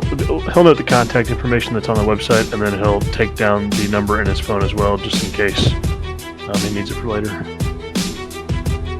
and I'll tell Lucia. Lucy, I'll look into this more. What did you tell him? She relays to him that she essentially just feigned innocent. But she kept herself composed and pretended she knew nothing, and she tells Callan that she feigned being intoxicated and not remembering that specific photo that night. A photo? What was on the photo? There were two photos. There was a photo of me on my motorcycle with Sid the first time that I rescued him, but there was another photo of us heading, I believe, to that location. And she kind of just like looks at him. You say us, as in you and I? Yeah. When we were on the bikes fighting Dingrel. Understand. Yeah. Mm-hmm. He was questioning you about the photos. Did he ask about anything or any event in particular? Yeah, he asked about the fire and the arson committed. I again feigned that I didn't know anything that was going on. So you're saying that you denied everything? Mm-hmm. I suspect that won't be the last that you'll see of him. I doubt it. If it were me and someone denied every single question that I asked, I'd probably be interested in it a second time around. Yeah. But thanks for sharing with me. I'll keep my ear to the ground and I'll be on the lookout. What did he look like? She describes him again as a man in a gray suit, gray hair, gray eyes, kind of tall and skinny. Very good. Well, I'll keep my eye out for him, and I'll should I get a chance to speak with him, I'll try to inquire further about exactly what he's digging for. Yeah, he also was recording me on a camera, so I was going to try to get that away from him, but I felt like that might have been too suspicious, so he somehow has footage of me in a library. Recorded you doing what? I was looking for some books at the library. Did you find the books you were looking for? Yeah, they were on dreams. And he has pictures. He has pictures of you getting those books. I put the books back, and before I noticed him, and then when I walked around, I grabbed other books, hoping to be a little bit more discreet about what I was looking for. Okay, I'm gonna say that all the three characters who are at the Pyramid Nightclub should roll respective perception checks. Okay. And there's gonna be For magic or physical? What do you mean? Like roll like perception or perception plus awareness or aspect or... Yeah, and that's what I meant, because like awareness is like magic stuff, alertness is like physical stuff. So I didn't know what you want us to roll. Whatever is your highest thing that you have, you can roll perception, awareness, aspects. But tell me what your highest rolls are. Difficulty 6. There's gonna be like 7 plus, so 7, 8, 9, or 10. Just tell me what you get. Mine's botched. I have 1 success. I rolled a 10. So I have 110. Oh, I have 2 successes. I'm very focused on Lucy's explanations here. So. All right. So Callan, you don't notice anything out of the ordinary. You rolled 2 10s, this Faramio? 110 and 1 She got a critical failure. Right. So. I see. It's just a 7. Well, anyways, you get the perception familiar by now that someone may be watching you. And you scan through the crowd, and you recognize a face that you haven't seen for some time. And at first you can't remember where you saw the person. But then you remember that you got a glimpse of the driver of a car who picked up Sid Rogers outside of the Cascadia Art Gallery and ended up abducting him. And so you notice that one of the people in the bar is that individual with the dark hair and olive skin who previously had picked up Sid in what looked like a cab, but later turned out not to have been a cab. Secondarily, yeah, go ahead. I see him standing there, and I try not to focus on him too long before looking over at Callan. It's pretty obvious on my face that I seem a little bit more tense than I just was previously. What's the matter? The man who abducted Sid is staring at us. I'll glance over and try to identify who she's talking about. I'll also tell her we'll discuss this another time. Perhaps we can share with Sid and the others what you were asked in case they're encountering something similar in the future. I have Sid trying to find Shad right now, so he'll be informed shortly. Very good. Do I get a good look at the person she's concerned about?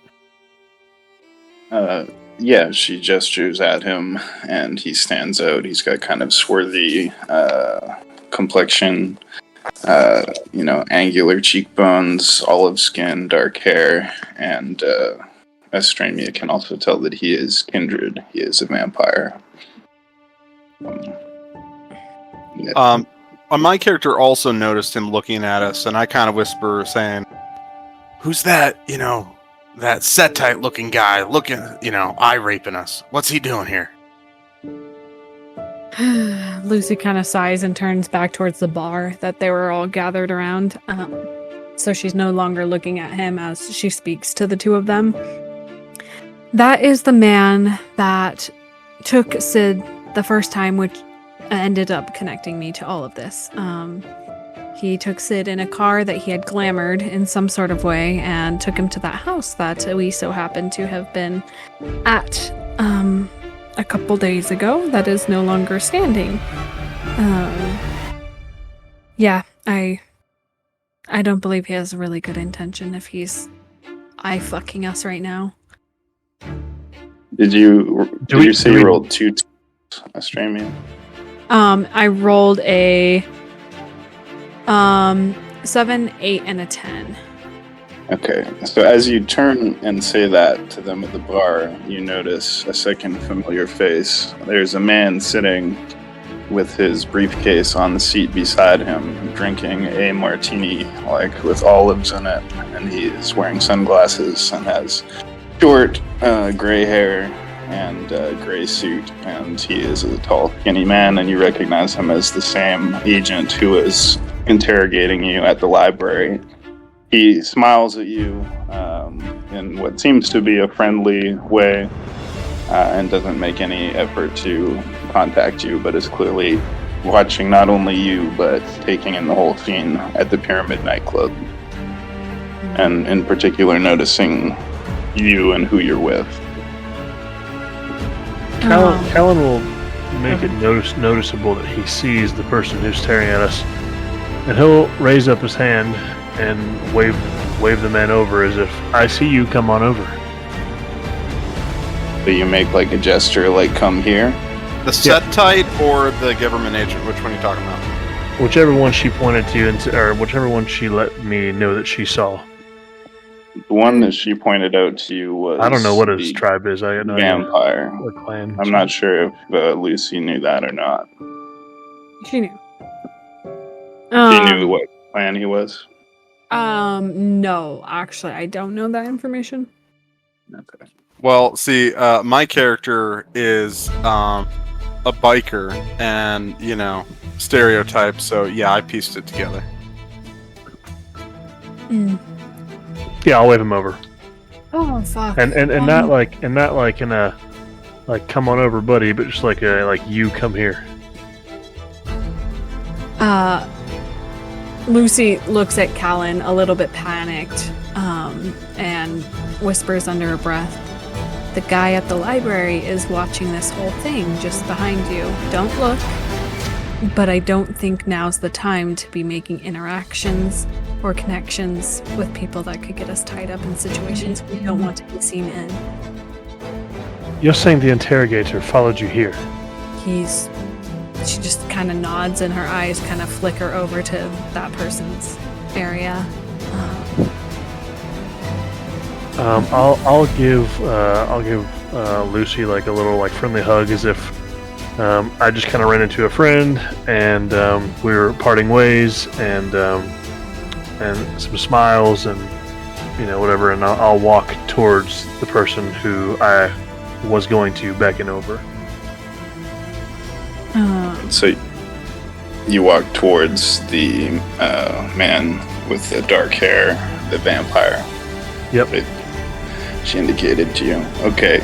So he is currently sitting beside, an attractive woman who seems to be his companion, and he's sipping a drink casually, like looking at the crowd as though not paying you any mind. But when you walk towards him, he turns his eyes towards you and notices you approaching, and he stands up.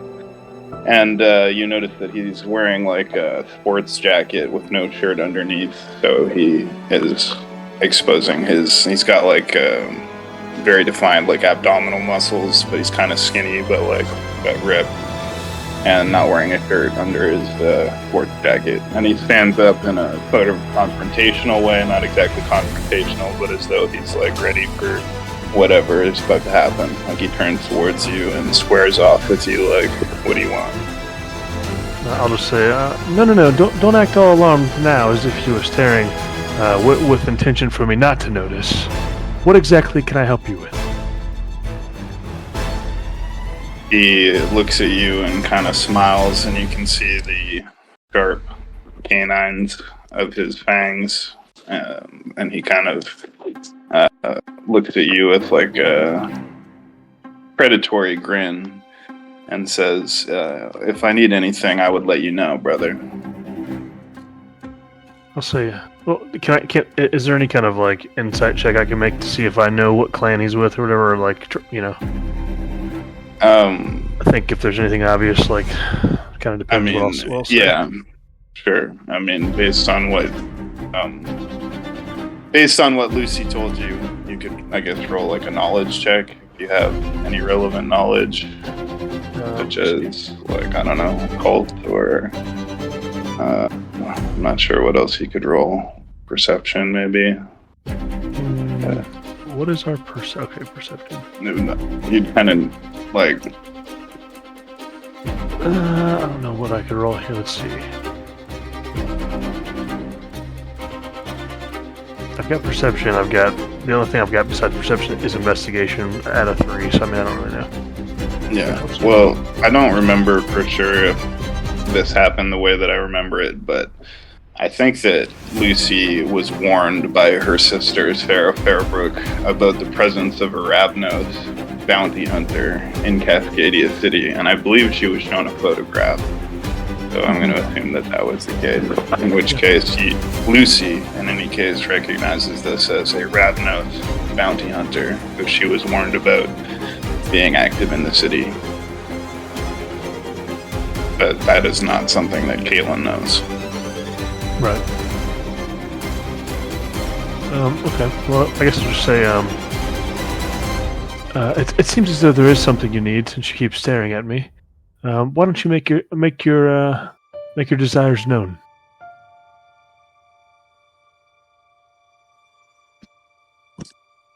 And I've got like intimidation at a 3, I guess, as well. And you roll intimidation. Let's see. If you're trying to intimidate him. Yeah, and well, I don't know if manipulation matters at all or not either, but manipulation's at a 4, so. If you're trying to manipulate him to do something. I'll just do intimidation. Let's just do that. You're trying to intimidate him? Yep. Maybe see if we can put the pressure on, see if he can either spill the beans or leave or something, I don't know. What's the difficulty? Well, I'm actually going to make it a contested roll, so he's simultaneously... He notices that you're trying to intimidate him, and he's going to simultaneously try to intimidate you. So, what are we rolling here? Intimidation is a skill? Or is it intimidation plus, like, something? Yeah, generally it'll be a skill plus an attribute, so it should probably I'm not sure be... what attribute his manipulation, because that's basically a Okay, form of I'm gonna say- manipulation. I'm going to say he has an intimidation of 3, but a manipulation of 2. So he'll roll 5d10. So we're doing intimidation and manipulation. I guess so.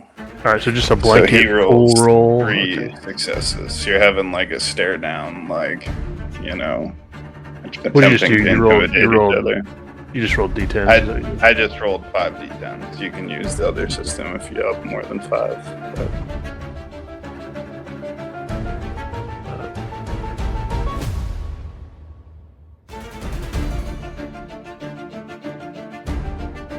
well, that doesn't make sense. Would you Just roll a difficulty 6 or whatever, or 5. just Difficulty one. 5. I literally just typed in roll 7 and then d10, and it just won't be 1. well, you Is got to that- use dice. You got to use Yeah. dice roll for rolls above 5. Alright, let's just do 7 and difficulty. We'll just make difficulty 1, and then we'll just see what happens. No, do difficulty 5, because the difficulty for contested rolls is the dice pool of the other player. 0 successes.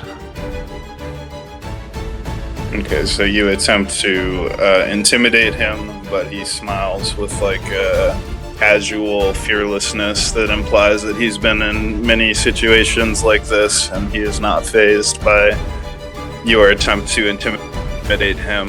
And he smiles and says, "The pyramid is a sanctuary, brother. There's no trouble allowed in here.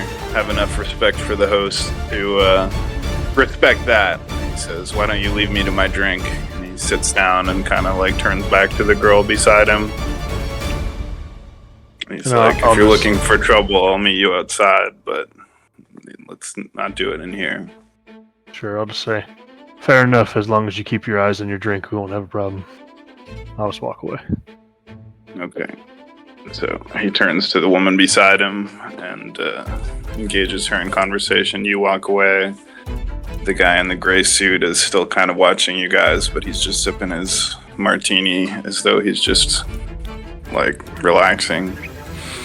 I am keeping on the facade of somewhat of a evening party girl, since that's kind of the scenario that I had given this interrogation guy. So I head out to the dance floor and I'm just dancing out there with strangers. Okay. You begin dancing. Did we jump to like Shad? Are you there, Shad? Chad? Sid, Yes. Shad. Yeah, Sid and Yeah. Chad.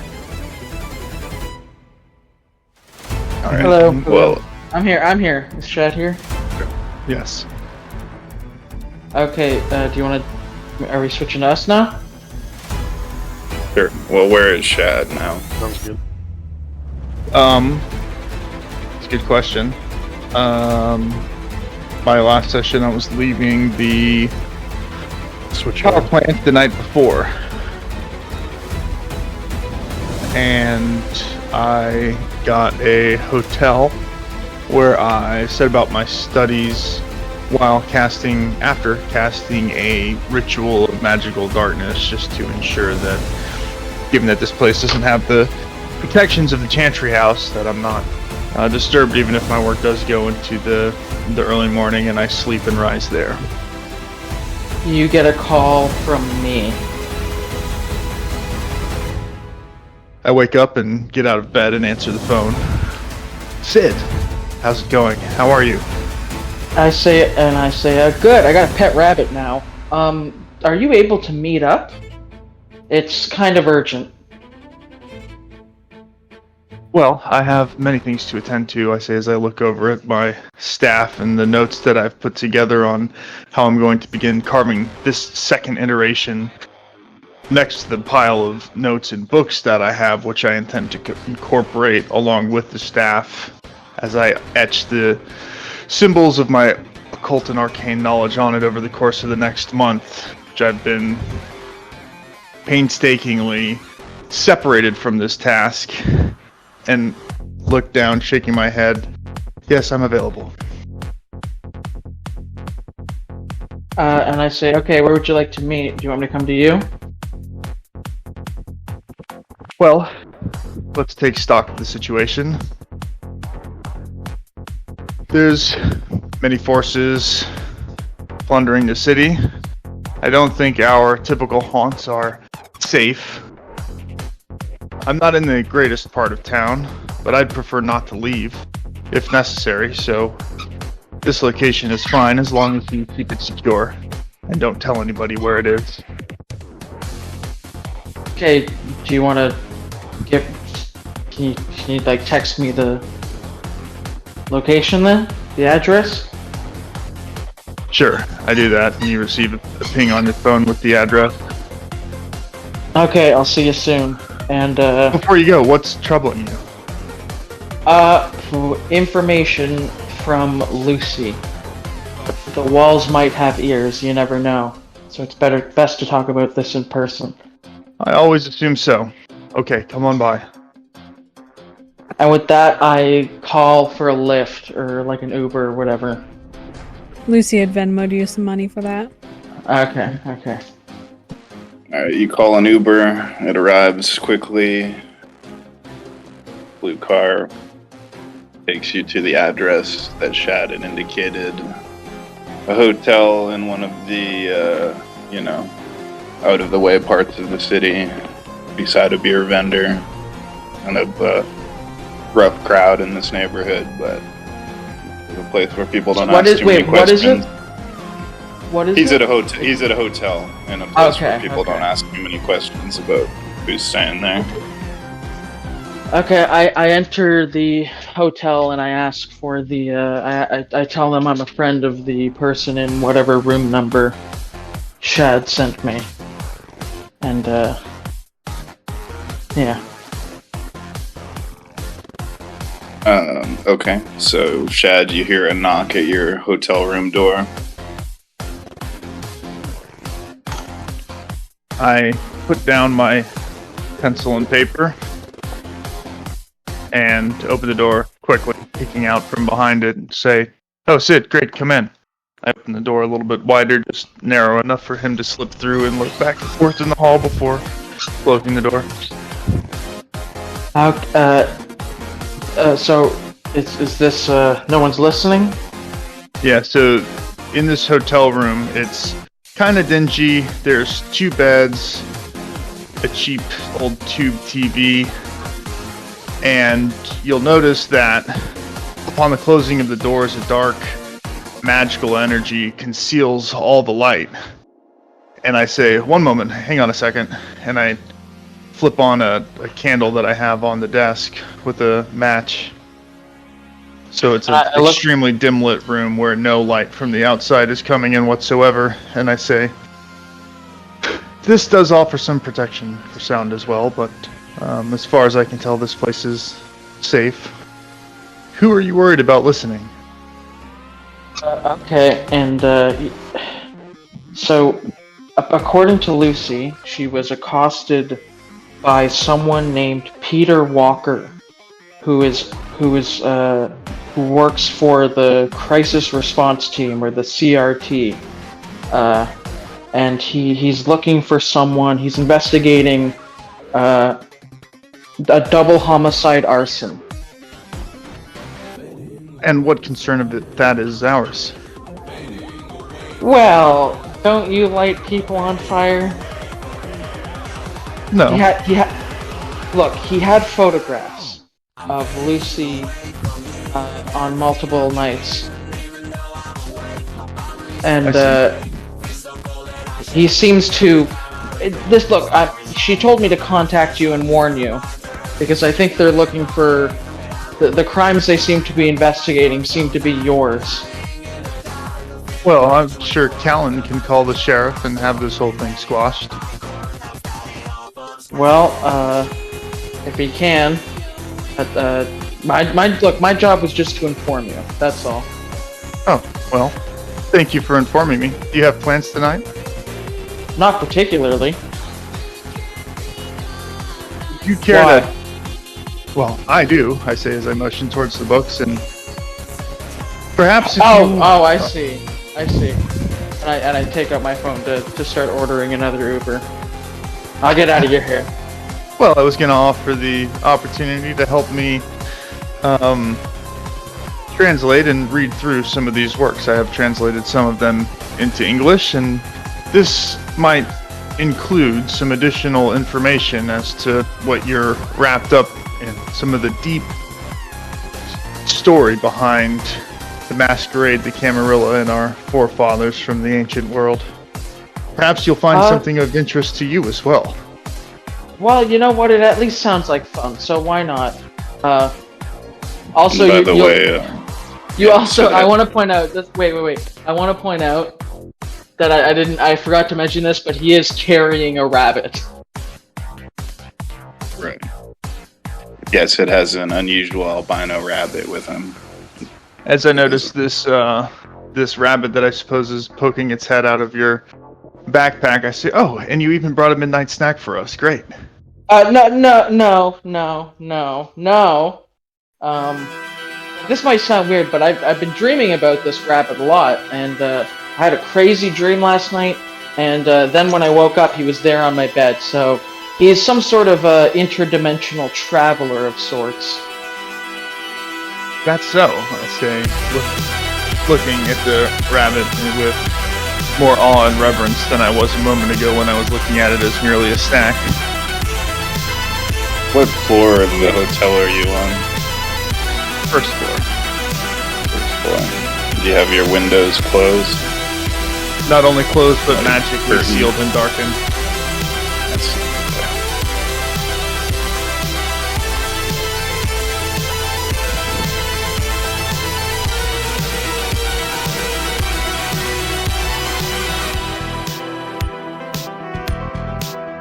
Sorry, so do you have one of those, what are they called? Computers, laptops. Yeah? Oh, great. I am a bit old-fashioned myself and always prefer to work with hand tools, but how about this? I'll dictate, you write, and then you read it back to me, and I'll get to work on the staff. So the first step, I'll dictate to you, and you will type what these texts say. Yeah, okay, sure, that works. And, so Sid gets out his laptop, that he uses for school, and he sort of sets it up, plugs it into the wall and whatnot, and, sits on one of the beds with the bunny sort of close by. Okay, oh, so... and he also says, wait, he also says, you might want to keep your books away from the rabbit. They like paper. I see. I'll make sure of that. I see as I hasten over to grab up all my stuff and put it in my arms tightly before kind of going into a corner, placing everything on a end table squarely and kind of pick through them. So Shogun, I know we talked about having a particular set list of books. I know kind of broadly which ones I have, but I don't know if you want to talk that out now, or otherwise I guess the most likely one to start with, which would be anyone in Latin, which I speak fluently already. Okay. Native language.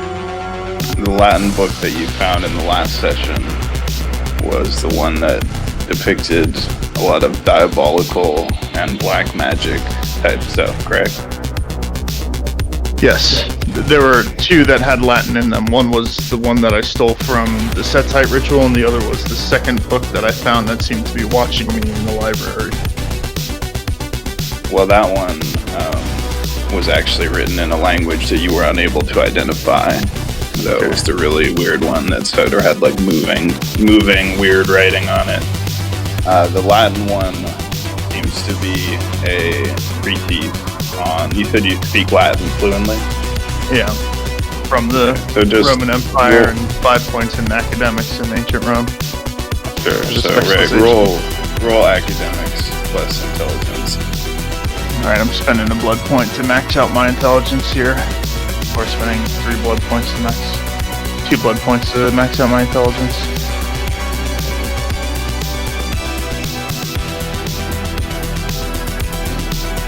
The difficulty will be 7.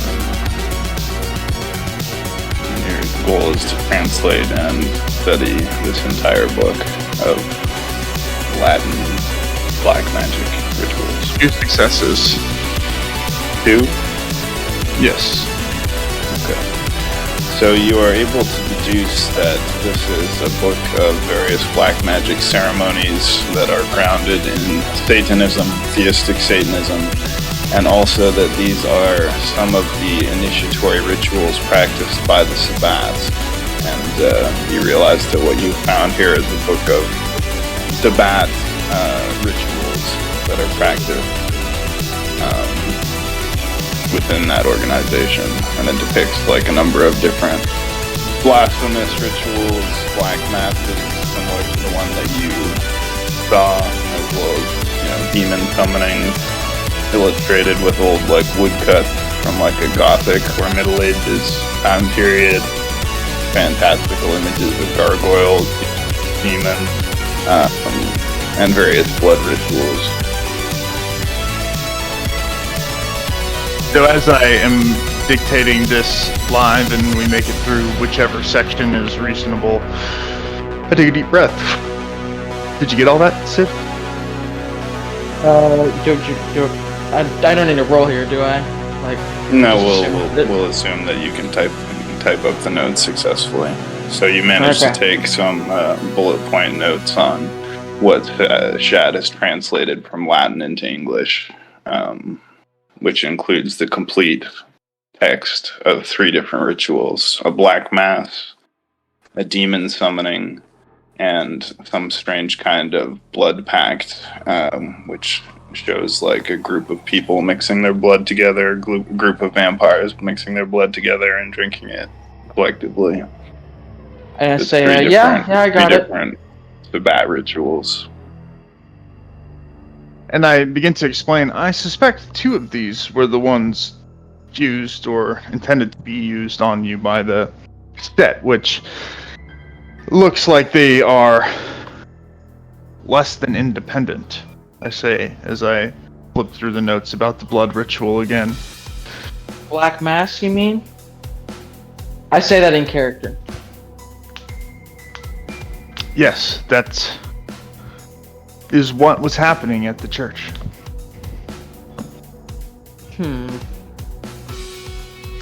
Now, this part about the demon in particular is quite interesting. I say, explaining the notes, and DM, can you tell us more about like what the demon summoning ritual was?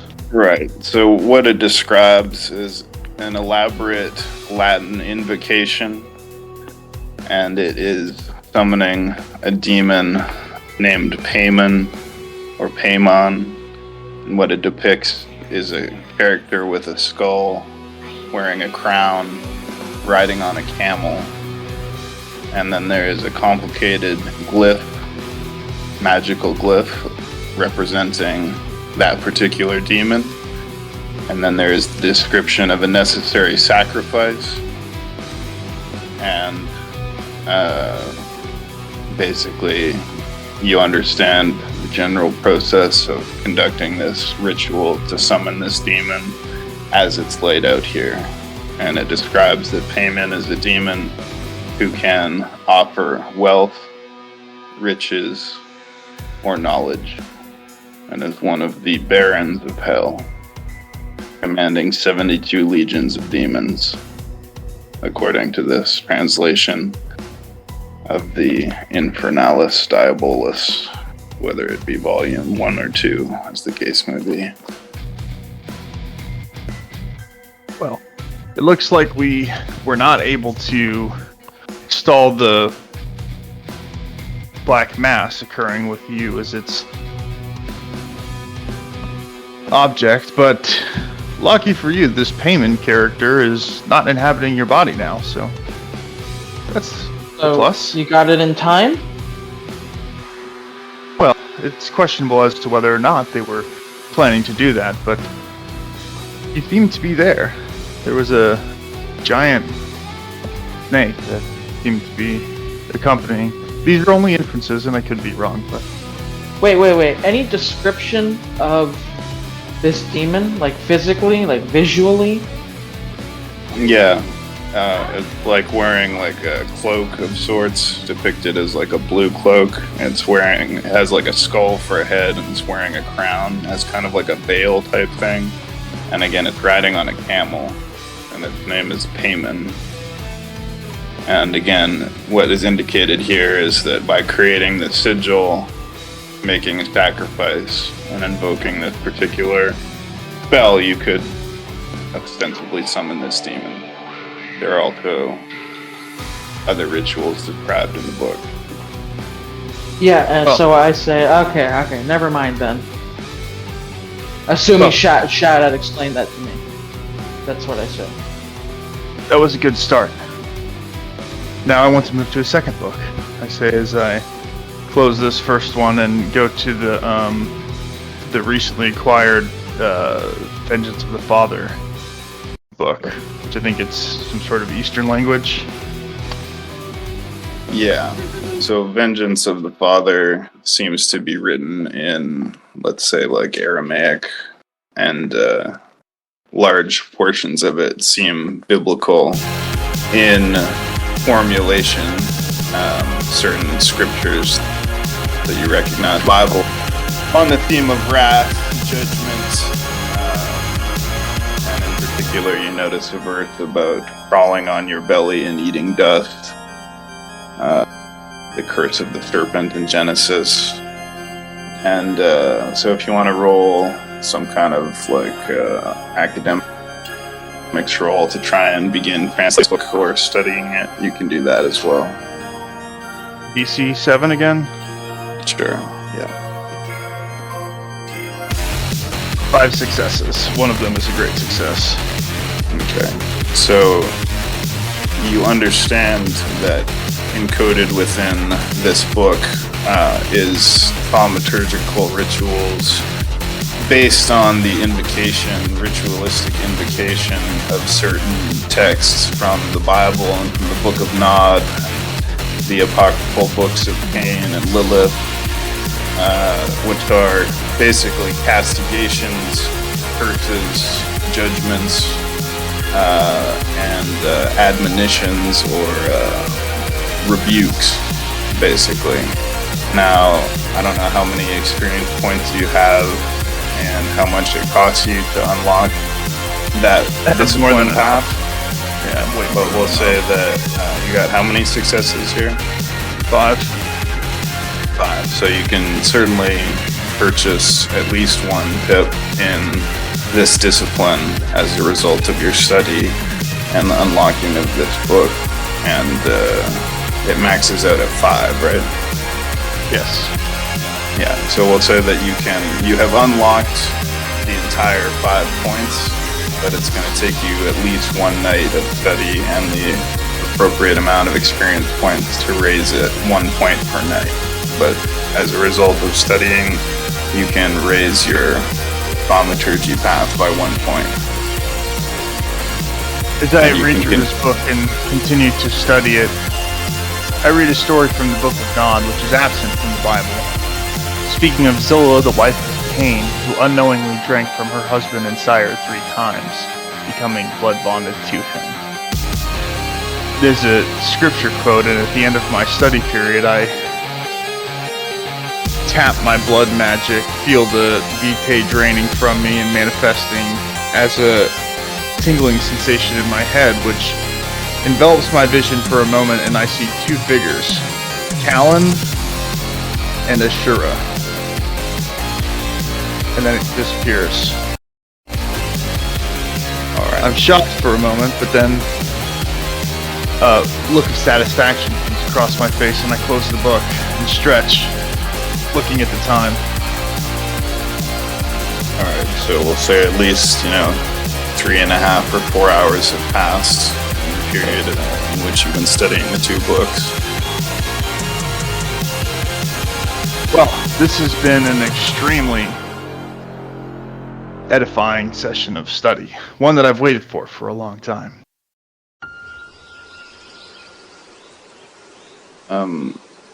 Where are the other books that you have collected? Are they? They're all with me. I'm just like They're walking in, like, around a with bag? a backpack. Yeah, I have a backpack. Yeah. Sarah Okay. has my calfskin bag with the 2 originals Other in it. books. Yeah. Right. Okay. But I have a copy of the Enchant Talisman ritual as well. Right.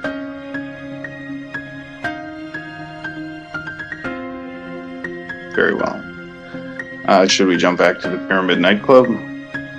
Are we gonna? Well, yeah, Or I do you want guess. to do but- something else? You can do something No, else. I'm just wondering. No, I don't have anything else to do. I'm just wondering when we're gonna cut it for the night. I think it's a I've- good place too. Was there anything we need to wrap up at the nightclub? Or Well, we can continue the story next session if you guys want. That's fine. We can just stop here. I mean, I don't mind sitting through, like, if you want to finish, like, wrap up the nightclub thing, if there's anything left to do there. Streaming Callan, is there anything we really need to do there? I'm just gonna say that my character ended up walking away from Callan. She's on the dance floor, and she'll just stay there until she leaves on her own, discreetly. So Yeah, leave. I got on my motorcycle looking for better scenes with more kind and less kindred, something to, party off of and, get intoxicated from. Okay, well let's just pause it here, and we'll pick it up in the Pyramid nightclub when we start the next session. Callan will send Shad a text too as well, saying something like, kitchen's getting a little bit hot, we need to talk, and it may be getting close to a good time to head to Arcadia.